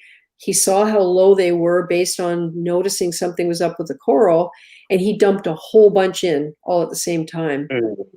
And it was interesting because he said the stuff did not look happy, but it did rebound. So he didn't really lose anything as far as I can remember, but it basically stressed the tank. So, I mean, if anybody's thinking of doing that, his tank is stable to begin with and healthy. So he got away with it. And most of us, we don't have that. So, yeah, I'd be nervous because some things that aren't exactly happy right now, that might send them in the wrong direction. So, yep. But it's it's time and patience. Yep. Same thing with everything I'm building. It's gonna take time. Yeah. Yep. The water looks really clear in there. Oh yeah, it's clear as a bell now. I mean it was a little bit cloudy when I first started everything, and after a little bit of time, it's nice. I mean, can you even tell it's 4 feet? Oh yeah. The green glow. And I walked into the back door. Yeah. Yeah, we know we'll get you back as soon as you get into a better spot. I broke my own rules here. I should know better than to walk back there. There's like a line about a foot in front of that tank. Do not cross with Wi-Fi. Okay, hold on. I'm gonna get a good grip on the flashlight here, but yeah, I mean, you can't even tell there's water in this thing. Yeah. Yep. A lot of critters though. Critters everywhere. What's the flow like through there? Well, it's getting almost all of the water through here, so it's probably about at least 2,000 gallons an hour going through here. Oh yeah. It's So just, those critters could travel to somewhere where they can continue to reproduce and then provide food for something. Yep. Well, unfortunately, this all goes to most of it goes to the skimmer right now. Eventually, it'll bypass it slightly, but well, not everything's going to get skimmed out either. But even looking on the surface here, I could see all kinds of pods on the surface here. I got more pods than I know what to do with now. Did you seed your tank with pods? Did you buy pods to put in? Yeah. So the only ones that, and this is the challenge, like when I moved, my mysid shrimp were nuts and everything, the amphipods were nuts. And this is the funny thing is that I have not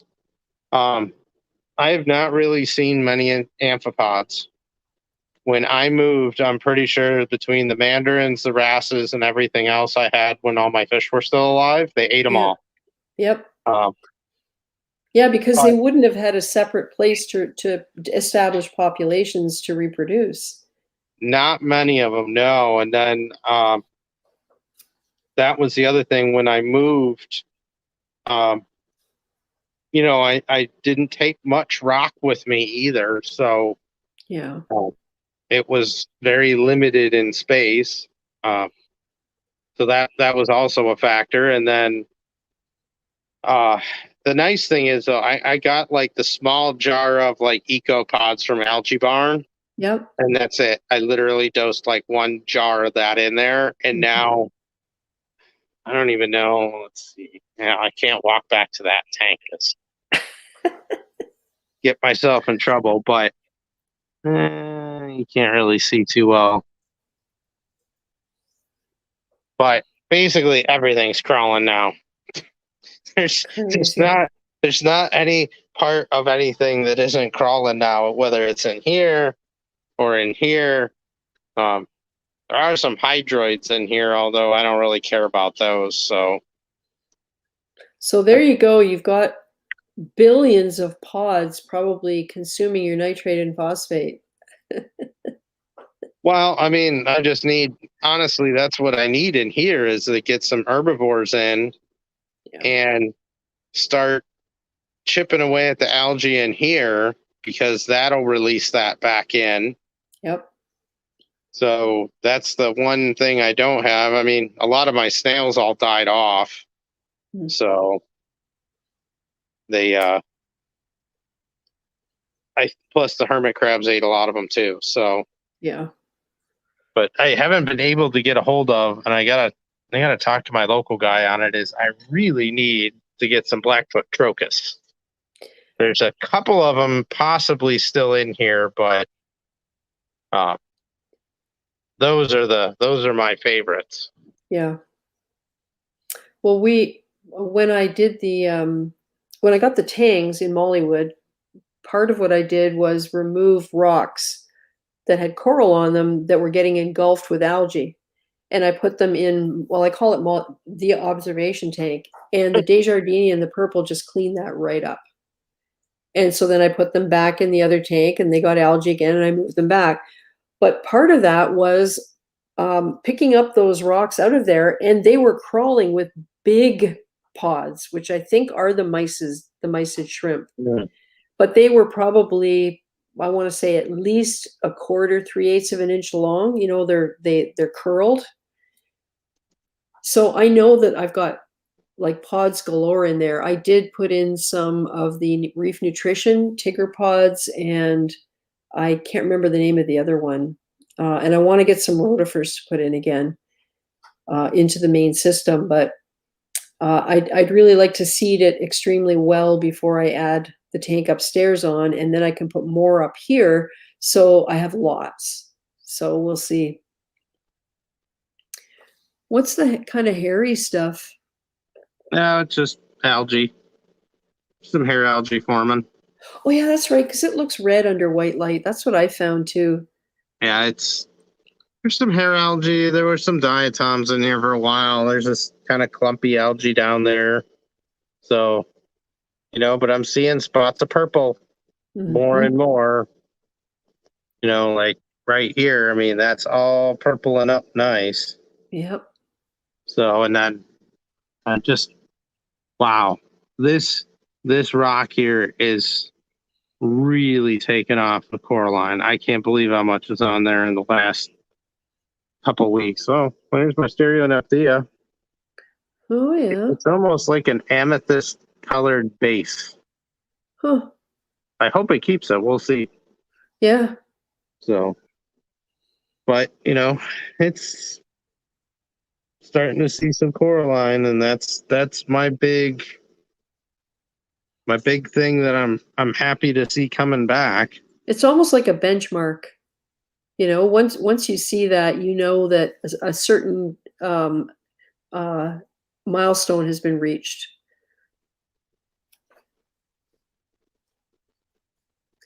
Oh, and Adrian Mitchell says, wow, Alec, you did all that plumbing? Oh, yeah. What, you mean this? Yeah. Or that? You name it. Or all that? Yeah, I did it all. I forgot I thought I calculated out the feet of plumbing in this basement at one point. So You could just look at all your receipts from where you bought it. I don't have those. I destroyed them all. Getting ready to destroy the evidence. Good call. I have a file of every receipt, and I'm just afraid to look at it because I don't want to add it up. I don't even want to be tempted to add it up. You don't leave paper trails. So,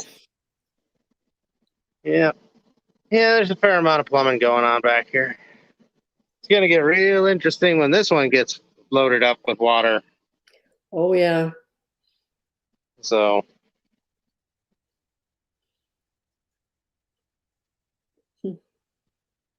Yeah, it's there's a lot. And you know where everyone goes and what it's for. Yep. And now that I'm looking at it, I'm making sure there's no puddles on the floor underneath any of it. Good idea. My husband says he does that every morning. He goes down to the sump room, wanders around with a flashlight, looks for puddles. And I usually, do it. Yeah, I do it a couple times a week. So, part of it now is that I know my auto top off rate. Yeah. So I'm usually about anywhere from 20 to 40 gallons a week. And if I see that, like if my ATO starts kicking back at me a few times, I know something would be going on. Yeah. So, but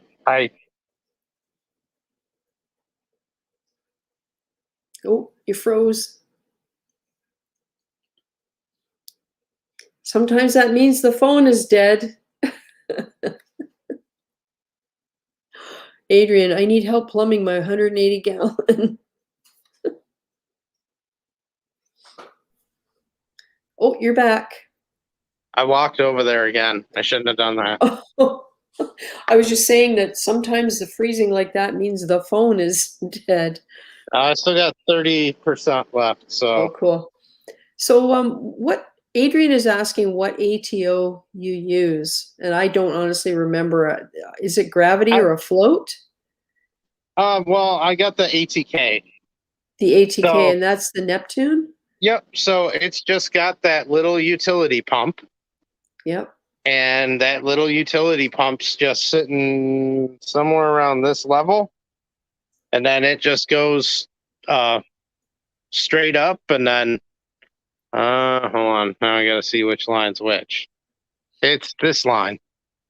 So the only thing that I had that was a problem is that the ATK module was too far away from the pump. So I spliced the pump cable into new line to extend it. Yeah. So, but yeah, it's working for you. yeah, it's always worked pretty good for me. It's sitting right here. Sorry, it's all electrical tape, but And that's a Grundfos circulating pump. yes, it is. I have one of those. I'll have a second one of these when I get my second heating loop done. Yep. So that'll go right in here. Ah, yes. So We did our first unsupervised manual air bleeding of the heating system, and it went fine. Once we understood about getting the pressure set properly to make it work right, we set it at the plumber set it at 25, and it's best between 25 and 30. So when we first started it up, after we put the water back in, it was at 50, which is too high, like house pressure, essentially. It might even have been 60 house pressure. So we figured out how to back it off by draining some of the water, and we got it set at 25, and now it's working perfectly. So now, as soon as I hear that little whining noise, I check the pressure, and if the pressure's below 10 when the unit is running, like when the heater, when the Grundfos is running based on the temperature, then I know there's air somewhere, has to be taken out. So we just decided we're going to do it once a month, whether it needs it or not. And if it's sooner than that, then fine. But it went really well, quite surprisingly. So, because we didn't know what we're doing, other than goes in the bottom, out the top. what do you want? Gizmo. Dan's doing stuff. You can't be in here right now. You're not gonna listen, are you? He looks a little cranky. So yeah, my second loop is already tapped in. I just need to run it, put the second Grundfos down there, and then run the loop back to the hot water heater again. Yeah. I am totally impressed with how this thing has been working. It's nice, isn't it? Oh man, so consistent, unbelievable. I do have to reset the Inkbird though, because I noticed that the temperature where the sensor is can get to 26.5 before it shuts off, and I'd prefer if it got to maybe 26.2. And I don't want to overheat that section of the system. If I have the sump chamber too warm, I mean, there's stuff in there that bacteria and whatever, because there's rocks in there. Mm-hmm. So I don't want to overheat that. So I have to look at the Inkbird and maybe change the settings. But the difference between one chamber and the next is only about 0.5 degrees Celsius. Yeah, so it's not bad. Yeah, no, and it's funny because I remember the first. If everyone, it was when I was in my old system, I was showing him I was talking about the radiant heating, and then I pulled up the graph for it during the winter when it kicks on. It's got its cycle on off during the day. Yeah. And he's like, "Wow, that's a really wide temperature swing there," because the graph was going up and down. Uh-huh. And I was like, that's like 1 degree. And then it was, yeah. I thought that was like 5 or 6. Yeah. So yeah, and I'm going to have the additional issue of the tank being up here. We'll have to get the sensor up here, so that I can make sure that the tank stays the temperature I want it, because this is where all the living stuff is going to be. And downstairs, it won't matter quite so much if the temperature does drop down a little, because it was getting a little cold, down to maybe 76 in the last chamber, the last 100. And that's a little cool. I prefer between 77 and 78 Fahrenheit. So I made some adjustments, and I've just been noticing lately, I don't know, maybe the sensor's got some gunk on it. So I might have to wipe it off. It could have algae growing on it. Yeah, that's why I always try to put mine near the discharge from the main display. So Yeah. wherever the water's flowing into the sump, that's where I'm taking my temperature reading. Yeah. So, because that way, if the water there is cool, that means the display is cooled off. Yeah. So you want to heat until the water coming out of the display is the right temp. Exactly. So, Yeah. So that's going to be another challenge when the time comes, and the ATO, because I'm evaporating roughly 4 gallons a day right now. And that's because I've been running the skimmer, and there's no lid on 2 of the big containers. Well, actually 3 of them. There's only a lid on 1 right now. So 4 gallons is a lot for one day, for a day. So we'll see. We'll see what happens when everything's running and I can get lids on. I'm hoping it won't be too much more than that, but it could. So yeah, no, I know how that goes. So, yeah. So what's up for this week? Now that you're back from Aquashella? well, I'll have another order of corals coming from Cherry Corals this week now. Oh, you should check out John's Blue Carbon Reefing. I don't know if you've looked at his site. He's got a lot of really nice I've stuff on seen there. them. Yeah. Yeah, I know. So I'll have that coming in. I know the owners of Cherries really well. They're good friends. So Oh, yeah. Yeah. Makes sense. yeah, one of them was kind of my mentor into corals, and the other one was my customer for a long time. Mm. So, and then they started that business after I was doing tank maintenance with one of them, and then they decided to turn it into like a full-time job doing aquarium maintenance, and then they went down the path of selling corals and growing corals, and that turned into a business for them. So Yeah. I think that's how a lot of them start. You know, it becomes it starts as a side hustle and just takes off so well. I think some people are just really good at it, well, and that that's what happens. that was a lot of it, is they were both really good at it. So, Yeah. and then yeah, well, it's nice. It's nice, it's always nice to have friends that are doing it for a living, because they are always testing out new things and stuff too. So Yep. Yeah. And you don't sell fish, do you? There's just Adrian in the chat's just asking. No. nope, I No, don't sell it. I don't sell anything. So even when I have this all going and all the thousands of gallons I go with it, I will not be selling. it's a hassle. It's as a If hobbyist, it's a hassle. if I was, it would be wholesale, where they're coming in and taking stuff, or I'm meeting them and giving them stuff or trading. Yeah. I've had a lot of personal experience with trying to turn hobbies into businesses, and I can't do it. The second that it turns into work, my mindset changes, and I don't like it for the same reasons. Yeah. Well, there's a different kind of pressure. And it's kind of like when you have a business at home versus an office, your own business, you're your own boss.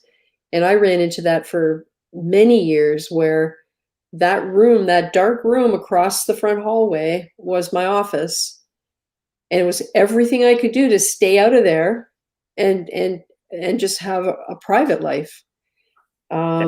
because I just felt like as long as there were things to do, I needed to be over there doing them. And so I solved that by moving out of the house and getting a separate office. And that was, it makes you more productive for one thing, because when you're there to work. Whereas at home, it's like, oh, I've been doing this for half an hour. Maybe I'll go do some laundry. And, you never really are as productive as you should be.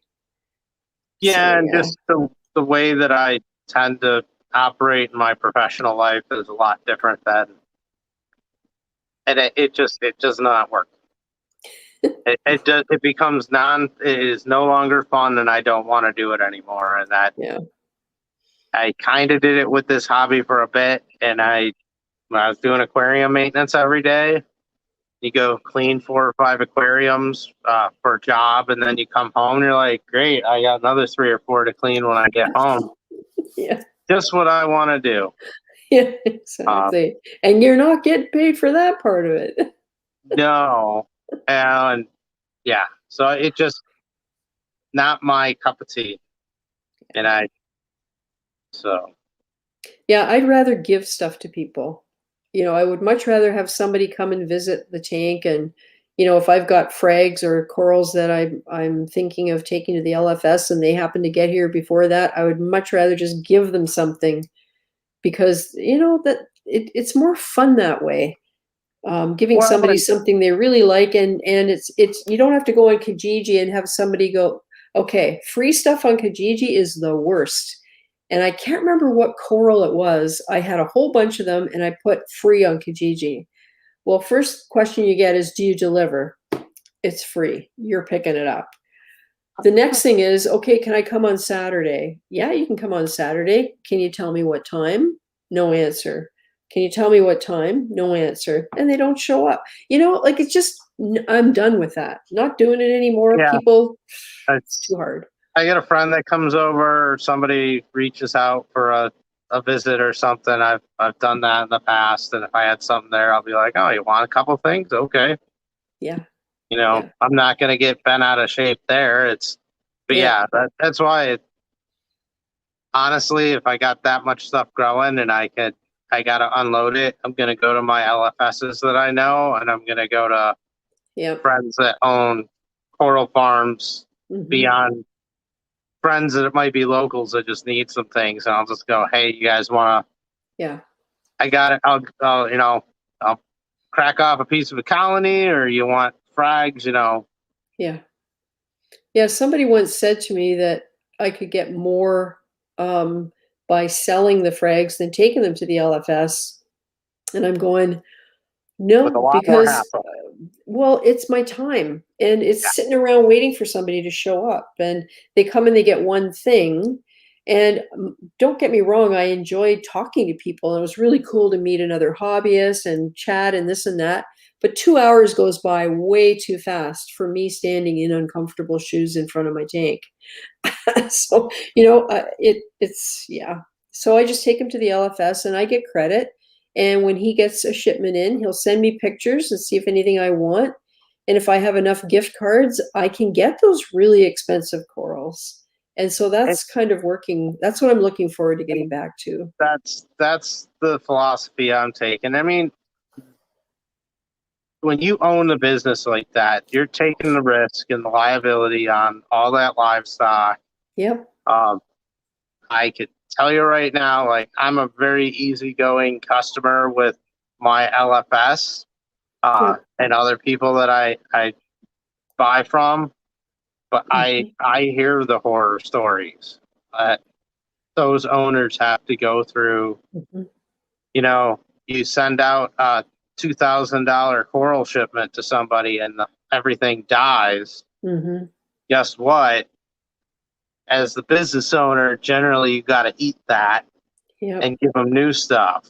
And sometimes you might not have any more. Yeah. So it's in all the shipping and stuff. I mean, it's gotten a lot better, but there is a ton of work. Like, I've helped get those shipments together. I've set up for frag shows with friends. It's a ton of work. Yep, definitely. Hey, Aquatic Tanks by MJ. I'm glad you stopped by. It's nice to see that you're you're still into the hobby. That's great. He says, okay, everyone, phone at 11%. Great stream. Learn some new thing. Hopefully you'll be able to catch the next one. By all means, I hope you can. And I don't know if you've made any YouTube videos lately, but I will check that out and see what you've been up to, if there's anything out there. So thanks for stopping by. Cool. Yeah, it's like any business. People, some people don't get the minutia of running a business. They, or if you come up with a product, and I've done this, so I know.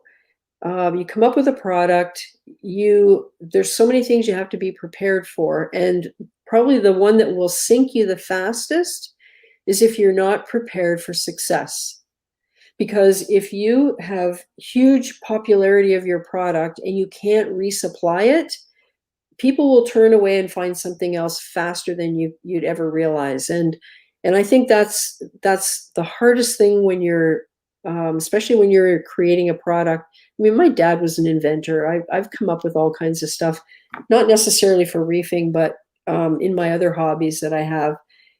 And you have to be ready to be able to fulfill the orders that you get, or you don't have a business. And so to do that, you got to start slow. You can't go out with the big, huge hype. You have to build a business slowly. So it's not easy. And reef keeping and corals and stuff, it's not an easy entrance to this. No. It's a lot of reputation building, and all those guys at the shows, they all know each other. Oh yeah. You gotta get into the niches, and some of them don't like each other either, and you got to get to know those. And the hard part is knowing what part of that to believe. I've run into that at shows occasionally with people bad mouthing others, and I just think, oh, you know what? I don't know that I want to hear that, and I don't know what if you say that to everybody, it's not them it's not the other person that's going to be getting a bad rep. It's going to be you, because it just is unprofessional, Yeah, and for me, I want to enjoy it as a hobby. Yep. That's why I don't want to go down that road. Yeah. Just like people saying, "Oh, will you build the skimmer for me or build the tank?" Nope, not doing it. Hey, Marcus's Reef, thanks for coming by. Enjoyed listening while trying to get stuff done, but turning into a pumpkin. Good night, all. Yeah, good night. Yeah, it's getting kind of late again. Oh yeah, it's one of those things where you live with your tanks in your house, so to turn it into a business means immediately you're going to encroach on other parts of your house because you can't avoid it. And until you reach the point where you win the lottery and you can set up a coral farm in some fabulous facility on land that you buy right next door, it's really hard to avoid. That's why I miss frag swaps because of COVID. That's the one thing I miss the most, is the smaller local frag shows where you talk to the guy who is just clearing out his tank. And the type of people we are, there's only one coral that I will break off and throw away, and that's my Montipora hirsuta, because I guess some people call it elkhorn, but I think it's hirsuta. But it's branching and it grows really fast and it touches other things and it's fragile and it just breaks off all the time. And pieces fall on the bottom and I leave them there. That's the only coral. Any other coral I ever have, like that bubblegum digitata that I made 3 nub frags from, I make an effort to try and get frags of them so that I can grow them on. It's when you meet the person that's like, oh, these stupid torch corals, they're like weeds. I throw them out twice a week. And they're like, do you have a picture of what you're throwing away? Yeah, exactly. So, it's, I like it the way it is. I'm looking forward to getting the damn tank so that I can move forward with my life. You know, like you just feel like everything in life is put on hold. I have a wire Eiffel Tower that had little miniature lights on it that was a plug-in Christmas decoration. The thing's about 5 feet tall. And the lights stopped working almost immediately. We got it at Canadian Tire. And it was cheap, and it lasted 2 seasons, and that was it. But I saved it. And on Amazon, I found solar string lights that are tiny. And also, you know, the little tiny claw clips that are used for plants, like to hold an orchid stem. I found those. So that's a project I got to do, is get all those little lights clipped on so that I can put it out in my backyard, right? I've had that thing in all the parts, and I kept saying, when our patio's done, I'm going to sit out there and do it. I can't focus on anything but this tank. Like I don't know what it is. You would think that I would use the time to be productive doing other things. It's a mental thing. I just can't. It's hard, and well, I'm kind of facing a bit of that where there's a lot of stuff coming up against one another, because it's like I got to balance my time for bringing stability to the fish room that's operating versus building the display tank. Yeah. Versus all the house stuff that I got to get done. Yeah. So never ends. Well. No, that's right. That's true. I'm going to show you guys a picture of my grandson. We're down to 16 people, so you guys get to see him. This is, yeah. So I told you they all went up to Sioux Lookout, and they're taking several days to get there. So along the way, they're staying in a variety of accommodations. And this was camping where they had a teepee. And so they have some camping stuff with them so they could make meals and stuff. So they brought a pot and a bowl, or a pot and something else. So they had to make their salad in a pot. So here he is. I thought he was helping mix the salad. But he's actually eating it right out of the pot. Jeez. So yeah, he's a handful. So traveling with a little kid, it's been interesting for them. And it'll be really cute. He's got 2 cousins. One is going to be 3, I think, in January. And the other is about 3 or 4 months older than him. So they're all roughly the same age and a little crazy. Yeah. So can't think of anything else I wanted to say other than live stream next week will be on Sunday, because it's the 4th Sunday. No, the last Sunday of the month. And so nothing on Saturday. And Alex, we'll see what you get up to this week. Yeah, hopefully I finished the main structure of my stand this week. Yeah.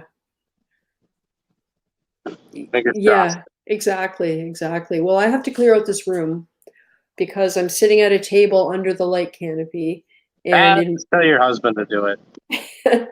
He would if I let him. And in front of me, I have a garment rack with the upper bar, 2 giant clamps holding one of those mattress foam, egg crate foam things. So the sound isn't horrible. I mean, I know it's a little echoey. So I got to find somewhere to put that. And over there, I've got those lights that give me just a little bit of light so that I don't look really scary and dark. So they have to go somewhere. And yeah, we still have to build controller cabinets once we know what the height of the overflow is so that we can tuck them in underneath against the wall. And that's for the jump gyre controllers and any other power heads that I decide to put in here. A few other things that got to try and figure out the bubble scrubbing, because I do want to do it. I know people are skeptical, but I don't care. I saw results. Hey, whatever, Yeah. Whatever works. Exactly. WVU for at least he's eating. Now, did you hear what I just said? WV Loofer. Because it's kind of getting tired. WVU Reefer. At least he's eating salad. My 2-year-old son only wants freezer pop popsicles. Oh yeah, we have a picture of him that they sent with a Day Glow orange freezy, one of the big jumbo ones. And the look on his face, I know it's cold, but he's not letting go of that thing.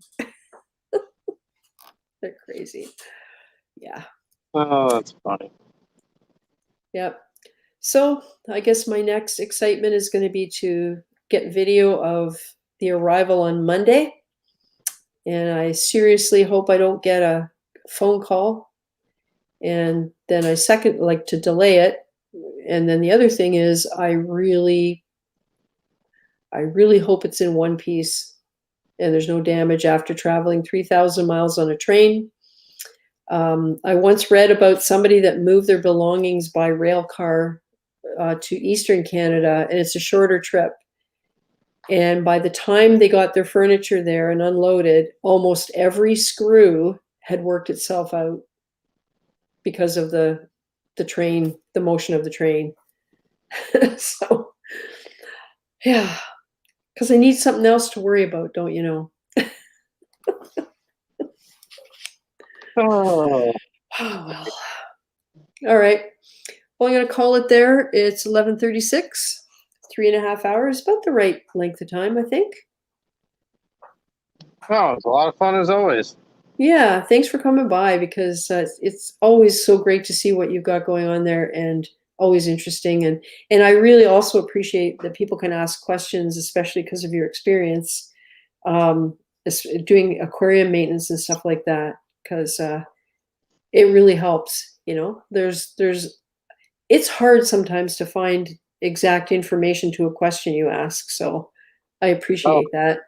There's always a sea of answers out there. So I could tell you based on my experience if I got it. So Yeah, exactly. Well, mine's only 10 years old. 10, well, maybe almost 11, not quite. So it's accumulating, but at a much slower rate as I get older, and I'm less likely to try things. So anyway, funny. say hi to your wife for me. All right, And I will. And we'll see you guys, everybody, next week or Saturday. It will be Sunday, not Saturday.